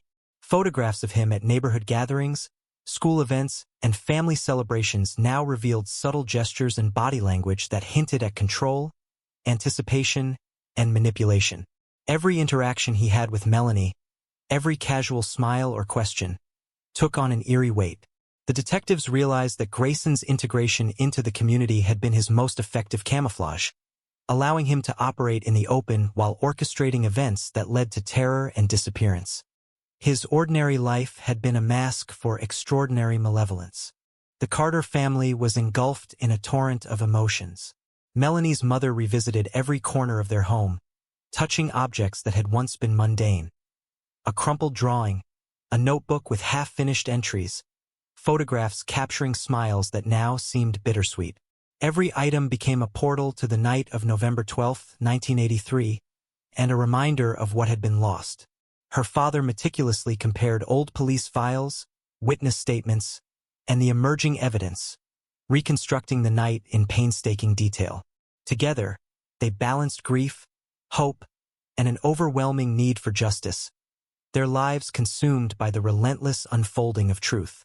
Carlin's streets seemed to breathe with the weight of memory. Residents walked with an almost conspiratorial caution, watching shadows, revisiting familiar spaces, and recalling moments once considered ordinary. Conversations carried the tremor of fear. Do you remember the van? Did you see someone near the tracks? Every street, park, and school became a site of renewed vigilance, each familiar path now imbued with historical menace. The town was living in a state of collective awareness, haunted by the invisible presence of Harlan and Grayson, and the chilling knowledge that danger had been closer than anyone could have imagined. The forensic breakthroughs intensified the investigation. DNA recovered from Melanie's clothing, long preserved but unanalyzed with modern techniques, confirmed contact with both Harlan and Grayson. Fingerprints, once faint or dismissed, matched the suspects with irrefutable certainty. Small objects, overlooked for decades, a scarf, a notebook, a cassette tape, offered evidence of planning, control, and execution. The detectives now had a concrete narrative, a crime orchestrated with precision, hidden by time, routine, and human forgetfulness, and finally illuminated by persistence, technology, and relentless inquiry. Witnesses provided crucial insight. Memories resurfaced under careful questioning. A neighbor recalled the flicker of headlights in the woods. A passerby remembered a figure moving with deliberate purpose along a quiet street. And a local clerk remembered an odd inquiry about children's routines. Each recollection, though fragmented, added clarity to the narrative, confirming that Harlan and Grayson had operated with both anticipation and coordination. The detectives meticulously mapped these events, revealing a choreography of manipulation, fear, and execution that had remained invisible for decades. The reconstruction of that night was both precise and terrifying. Harlan had surveilled the area, studying street patterns, the timing of lights, and pedestrian movements. Grayson, exploiting trust and familiarity, anticipated behaviors, ensured opportunity, and directed events with subtle intervention. Melanie, walking familiar streets, unknowingly entered a web of control, manipulation, and calculated danger. Acoustic analysis of the cassette tape corroborated the reconstructed sequence. Rustling leaves, footsteps, whispers, and distant engine hums provided a chilling soundtrack of terror frozen in time until modern investigation brought it vividly to life. The broader implications shook the investigative team. Harlan's mobility suggested responsibility for other disappearances, a trail of devastation across state lines, while Grayson's embedded role raised questions about the community's unrecognized complicity. Fear, routine, and oversight had allowed malevolence to remain hidden. The detectives were no longer merely solving a cold case. They were uncovering a system of deception, manipulation, and predation that had thrived in the shadows for over 30 years. The media coverage magnified Carlin's tension. Headlines screamed, "Cold case horror, Harlan and Grayson's roles confirmed, Carlin confronts unseen darkness." Investigators reveal shocking pattern of predation. Every broadcast, every article, every public discussion brought renewed awareness and unease. Ordinary spaces, streets, parks, schools, became charged with the weight of memory, caution, and fear. Residents recalled the girl who had vanished, revisiting every ordinary moment as a site of potential danger and reflection. The Carter family's anticipation grew unbearable. Each new revelation brought both relief and renewed anguish. Melanie's mother traced her daughter's last steps, revisited diaries, photographs, and sketches, confronting memories she had long suppressed. Her father meticulously documented the evidence, determined to reconstruct events in detail sufficient to prevent doubt. Together, they navigated a maze of grief, horror, and hope, confronting a truth that had eluded them for decades. Detectives prepared for the final stages of the investigation. Evidence, witness testimony, and forensic analysis converged to reconstruct not only the crime, but also the psychological manipulation that underpinned it. Harlan's calculated mobility and Grayson's embedded familiarity formed a terrifying synergy, revealing a level of planning and malevolence that defied ordinary understanding. The community awaited resolution, holding its collective breath, aware that the truth, long buried, was finally rising to the surface, demanding acknowledgement, justice, and a reckoning that would leave no resident untouched by the chilling weight of 1983. The investigation reached its most critical phase, a moment where decades of unanswered questions converged into a precise, chilling clarity. Every piece of evidence, every fragment of memory, and every forensic breakthrough pointed unerringly toward the same conclusion. Harlan and Grayson had orchestrated a nightmare that had been meticulously concealed for over 30 years. Detectives reviewed their findings in relentless detail, aligning motel records, eyewitness statements, forensic results, and surveillance photographs into a coherent narrative that exposed the full scope of calculated malevolence.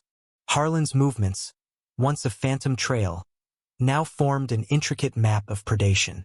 Every town he visited, every street he walked, every fleeting interaction with strangers or acquaintances was now documented, analyzed, and interpreted. Investigators saw a pattern emerge, a careful study of routines, vulnerabilities, and trust, exploited with patience and precision. Each detail reinforced the terrifying reality that Melanie's disappearance was not an isolated event, but part of a calculated and methodical strategy perfected over years. Grayson's presence in Carlin revealed a deeper, more insidious aspect of the crime. Embedded within the community, trusted and familiar, he had manipulated perception and exploited trust. Photographs of him at school events, church functions, and neighborhood gatherings were scrutinized again, revealing subtle body language, gestures, and expressions that hinted at anticipation and control. He had understood the rhythms of the town, the routines of its residents, and the vulnerabilities of a young girl who trusted the world around her. His ordinary life had been the perfect camouflage, a shield behind which unspeakable acts could unfold. Witnesses who had remained silent for decades came forward, their memories sharpened by the renewed investigation. A neighbor recalled footsteps in the shadows, a teenager remembered a van parked in an unusual spot, and a local clerk remembered an odd inquiry about children's routines. Each recollection, once dismissed as inconsequential, now carried critical weight. Detectives pieced together these fragments into a precise timeline, revealing a choreography of observation, anticipation, and execution that had remained invisible for more than 3 decades. Forensic evidence now left no room for doubt. DNA recovered from Melanie's clothing confirmed contact with both Harlan and Grayson. Fingerprints, once faint or inconclusive, matched perfectly. Objects that had long been overlooked, a scarf, a notebook, a cassette tape, revealed deliberate placement and interaction, evidence of planning and manipulation. The crime, once considered an unsolvable cold case, now stood reconstructed in horrifying detail. Every movement, every interaction, and every decision was documented, revealing a chilling narrative of control, fear, and predation. The Carter family braced for the revelation that had been decades in the making. Melanie's mother revisited every photograph, diary, and sketchbook, each object a connection to a daughter whose presence was hauntingly vivid despite her absence. Her father meticulously compiled timelines, cross-referenced witness statements, and traced the paths of both suspects. Together, they confronted a reality that had eluded them for 33 years, navigating grief, hope, and the terrifying clarity of truth. Each discovery brought relief, anguish, and the relentless anticipation of what was to come. Carlin itself felt the weight of history closing in. Streets, parks, schools, and homes became charged with significance. Parents watched children with heightened vigilance. Neighbors revisited their memories, recalling the odd, unexplained, and forgotten. The town's collective consciousness was alive with unease. Every familiar path and every ordinary place carried the echo of November 12, 1983, and the recognition that danger had once been closer than anyone imagined. Reconstruction of the night revealed the terrifying coordination between Harlan and Grayson. Harlan had observed, timed, and waited, moving with precision through shadows, avoiding detection. Grayson, exploiting his embedded position, anticipated actions, manipulated routines, and ensured the plan remained uninterrupted. Melanie, walking streets she knew intimately, unknowingly entered a web of control, manipulation, and danger. Acoustic analysis of the cassette tape corroborated this reconstruction. Rustling leaves, whispered instructions, footsteps, and distant engine hums painted a chilling auditory picture of events frozen in time until revived by modern investigation. The broader implications were undeniable. Harlan's mobility suggested other potential victims, while Grayson's community presence raised questions about unnoticed complicity. Fear, routine, and oversight had allowed these predators to remain hidden. Investigators now confronted a system of deception and manipulation that had thrived for decades, challenging every assumption about human behavior, trust, and vigilance. The case was no longer just a cold case. It was an excavation of decades of hidden darkness. Media coverage intensified, broadcasting the unfolding revelations to a captivated public. Headlines screamed, "Cold Case Horror, Harlan and Grayson Exposed. Carlin Faces Dark Legacy. Investigation Reveals Decades of Deception." The community watched, absorbed, and whispered. Their anxiety mingled with relief that long-hidden truths were finally coming to light. Every ordinary street, park, and school became a charged space, haunted by the memory of a girl who had vanished and the predators who had orchestrated her disappearance. The Carter family prepared for the culmination of decades of waiting. Each revelation, each forensic breakthrough, each witness statement brought them closer to closure while amplifying the horror of what had transpired. Melanie's mother revisited every memory, every item left behind, every clue. Her father documented everything meticulously, aware that every detail mattered in reconstructing the events for justice. Together, they stood on the precipice of understanding, facing a truth that had been concealed for 33 years but could no longer remain hidden. Detectives moved toward resolution, armed with irrefutable evidence, precise timelines, and a psychological understanding of the predators. Harlan's calculated mobility and Grayson's embedded familiarity formed a perfect storm, revealing the depth and scope of a crime that had remained invisible for decades. The community, the family, and the investigators collectively held their breath, knowing that the moment of revelation, confrontation, and accountability was imminent. The shadows of 1983, once dormant, had returned to demand recognition, justice, and closure. The final phase of the investigation unfolded like a storm breaking over Carlin, a crescendo that had been decades in the making. Detectives gathered every piece of evidence, cross-referenced timelines, and coordinated with forensic specialists to reconstruct the events of that November night with painstaking precision. Harlan's calculated mobility, the way he had studied patterns anticipated routines, and exploited opportunities became chillingly clear. Grayson's embedded presence in the community, his ordinary demeanor concealing extraordinary malevolence, added a layer of horror no one had anticipated. The convergence of the two predators was no accident. It had been orchestrated with a precision that left the town shivering under the weight of its own history. Every detail was analyzed, every fragment of memory accounted for. Witnesses who had remained silent for decades now provided accounts that corroborated forensic evidence. A van idling too long, footsteps and shadows, whispered exchanges, movements timed to perfection. The cassette tape, once forgotten in an evidence locker, revealed the cadence of footsteps, the rustle of leaves, and faint whispers. A chilling symphony of predation preserved in time until modern technology resurrected it. Each sound, each trace, confirmed the meticulous orchestration of a crime that had defied justice for 33 years. For the Carter family, the weight of decades of uncertainty and grief finally began to converge into clarity. Melanie's mother revisited every photograph, diary, and sketchbook, tracing her daughter's final movements with trembling fingers. Her father mapped the paths, sequences, and interactions, correlating evidence that now left no room for doubt.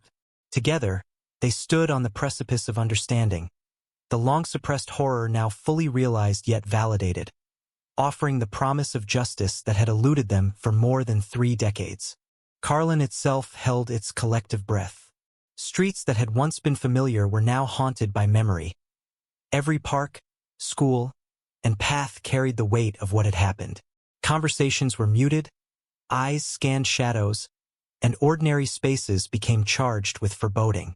The town experienced a shared reckoning with the past, confronting the reality that danger had once moved invisibly among them, cloaked in normalcy and opportunity. Fear, vigilance, and reflection mingled, leaving residents suspended between relief and lingering dread. The confrontation with Harlan and Grayson became inevitable. With timelines, forensic evidence, and witness accounts converging, law enforcement approached with precision. Each suspect's movements, every interaction, and every trace of presence had been meticulously documented. The investigators knew the moment would be tense, volatile, and revealing. It was a reckoning that had been decades in the making, the final unraveling of a web woven with patience, intelligence, and malice. As the arrests were executed, the community watched, captivated and trembling. Harlan's mobility, once his shield, could no longer protect him. Grayson's ordinary demeanor, once a cloak of invisibility, could no longer hide the malevolence beneath. Justice, delayed for decades, finally intersected with the truth. The town of Carlin, Melanie's family, and investigators bore witness to the culmination of 33 years of darkness finally exposed. It was a moment both terrifying and liberating, a confrontation with evil that had persisted silently for far too long. Yet even as Harlan and Grayson were taken into custody, the shadow of 1983 lingered. The town, the family, and the investigators all recognized that trauma does not vanish with arrest or conviction. Memories, fear, and grief remain imprinted on streets, homes, and hearts. Melanie's absence was permanent. The innocence of that night could never be fully restored. The case, once cold, had been illuminated, yet the echoes of fear and suspense would continue to resonate through Carlin, through every corner of the community, and in the collective memory of all who had waited decades for truth. The forensic evidence, witness testimony, and painstaking reconstruction of events provided a chilling narrative that would haunt investigators and residents alike.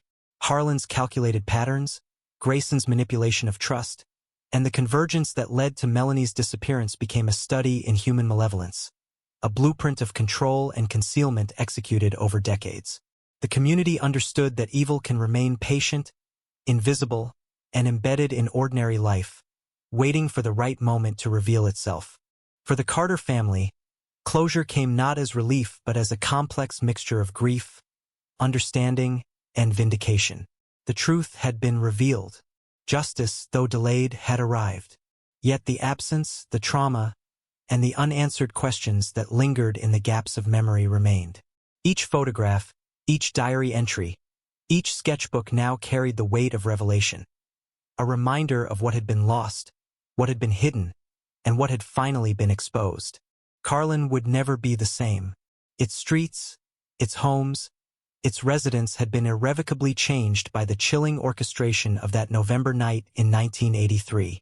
Yet the investigation also offered a measure of hope. That persistence, scrutiny, and modern technology could pierce the shadows, that the long-delayed truth could be uncovered, and that even decades-old horrors could be confronted and acknowledged. The town, the family, and the investigators would carry the echoes of the cold case for the rest of their lives. A haunting reminder of darkness confronted, fear revealed, and justice pursued against the relentless passage of time.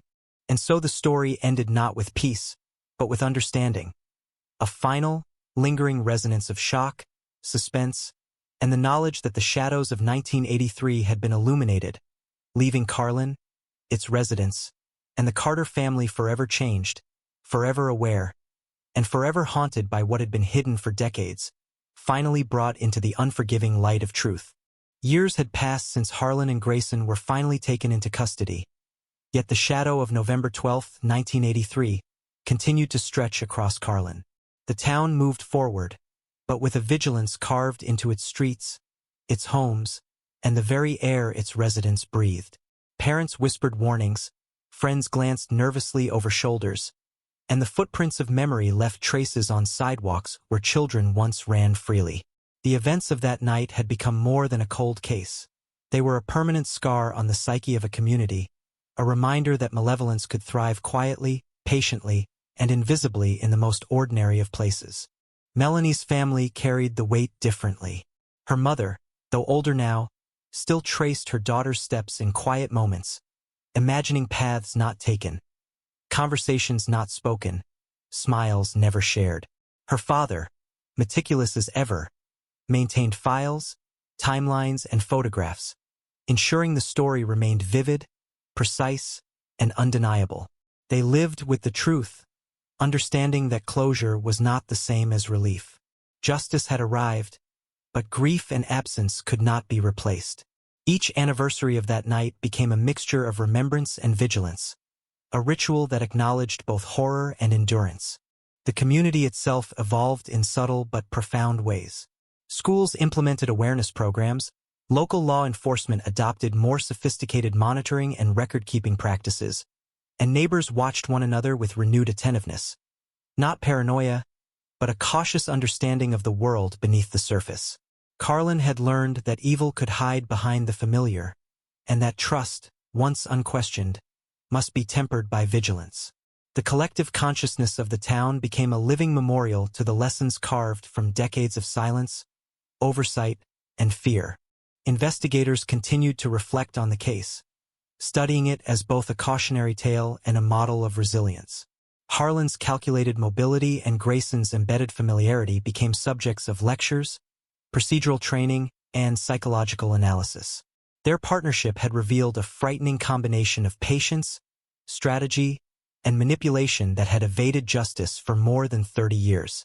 The case demonstrated that time alone does not erase crime. Persistence, technology, and meticulous inquiry are required to illuminate the shadows. Media retrospectives kept the story alive. Documentaries, news specials, and interviews with the Carter family reminded the world that the consequences of inaction, indifference, and oversight endure far beyond a single night. Headlines no longer screamed immediate shock but carried a reflective weight. Cold case echoes. Carlin confronts decades of shadows. Lessons from 1983. Vigilance, justice, and memory. Communities remember. Investigators reflect. The story had become both warning and testament, illustrating the resilience of truth against the passage of time. Carlin's streets bore subtle traces of the past. A bench near the library, once ordinary, became a place of contemplation. A swing set in the park, where children laughed freely, now prompted a pause, a memory of vulnerability and loss. Every brick, every pathway, every tree had absorbed whispers of a night that would never be forgotten. Residents understood that normalcy was fragile, that safety was a construct that required awareness, and that the events of that night were not confined to memory but had seeped into the fabric of their everyday lives. Forensic analysis continued to provide insights. Techniques that had emerged decades after the disappearance shed light on nuances that were previously impossible to detect. DNA analysis, digital reconstruction, and psychological profiling revealed patterns in Harlan and Grayson's behavior that could prevent future tragedies. The cold case, once buried and unsolvable, became a blueprint for proactive vigilance, a testament to the power of combining technology with human determination. Each discovery reaffirmed the enduring importance of meticulous attention to detail, persistence, and courage in the face of unspeakable evil. Psychologically, the town wrestled with lingering effects. Anxiety, mistrust, and hypervigilance persisted in subtle ways. Parents monitored routines obsessively, children were taught caution, and community gatherings carried an undertone of awareness. Yet, interwoven with fear, there was a quiet resilience, a recognition that Carlin had survived, adapted, and grown stronger through confrontation with its darkest night. Collective trauma had not destroyed the town. It had transformed it, leaving a legacy of memory, caution, and endurance. For Melanie's family, the echoes of the past intertwined with the present.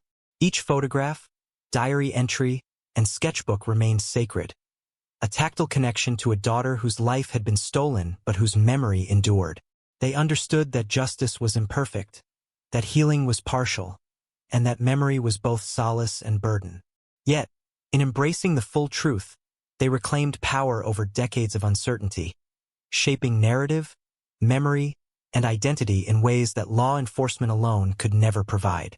The story of the Illinois 1983 cold case had transcended its initial horror, becoming a chronicle of endurance, revelation, and the relentless pursuit of truth. Harlan and Grayson were no longer ghosts. They were history, their actions dissected, understood, and prevented from repeating. But the shadows they cast would linger, not as fear alone, but as awareness, reflection, and the unyielding proof that even decades-long silence cannot fully conceal the truth. And so Carlin endured, a town forever marked, forever vigilant, and forever carrying the memory of a night that had been shattered by darkness, illuminated by persistence, and preserved in the collective consciousness. The cold case had been unraveled, shocking and horrifying as it was, yet its legacy was not merely horror. It was the testament to the endurance of truth, the resilience of a family, and the cautious hope that even the darkest secrets can eventually be revealed. The echoes of 1983 would never fade, whispering through the streets, the homes, and the hearts of all who survived, a haunting reminder that vigilance, memory, and courage remain the town's ultimate shield against the shadows.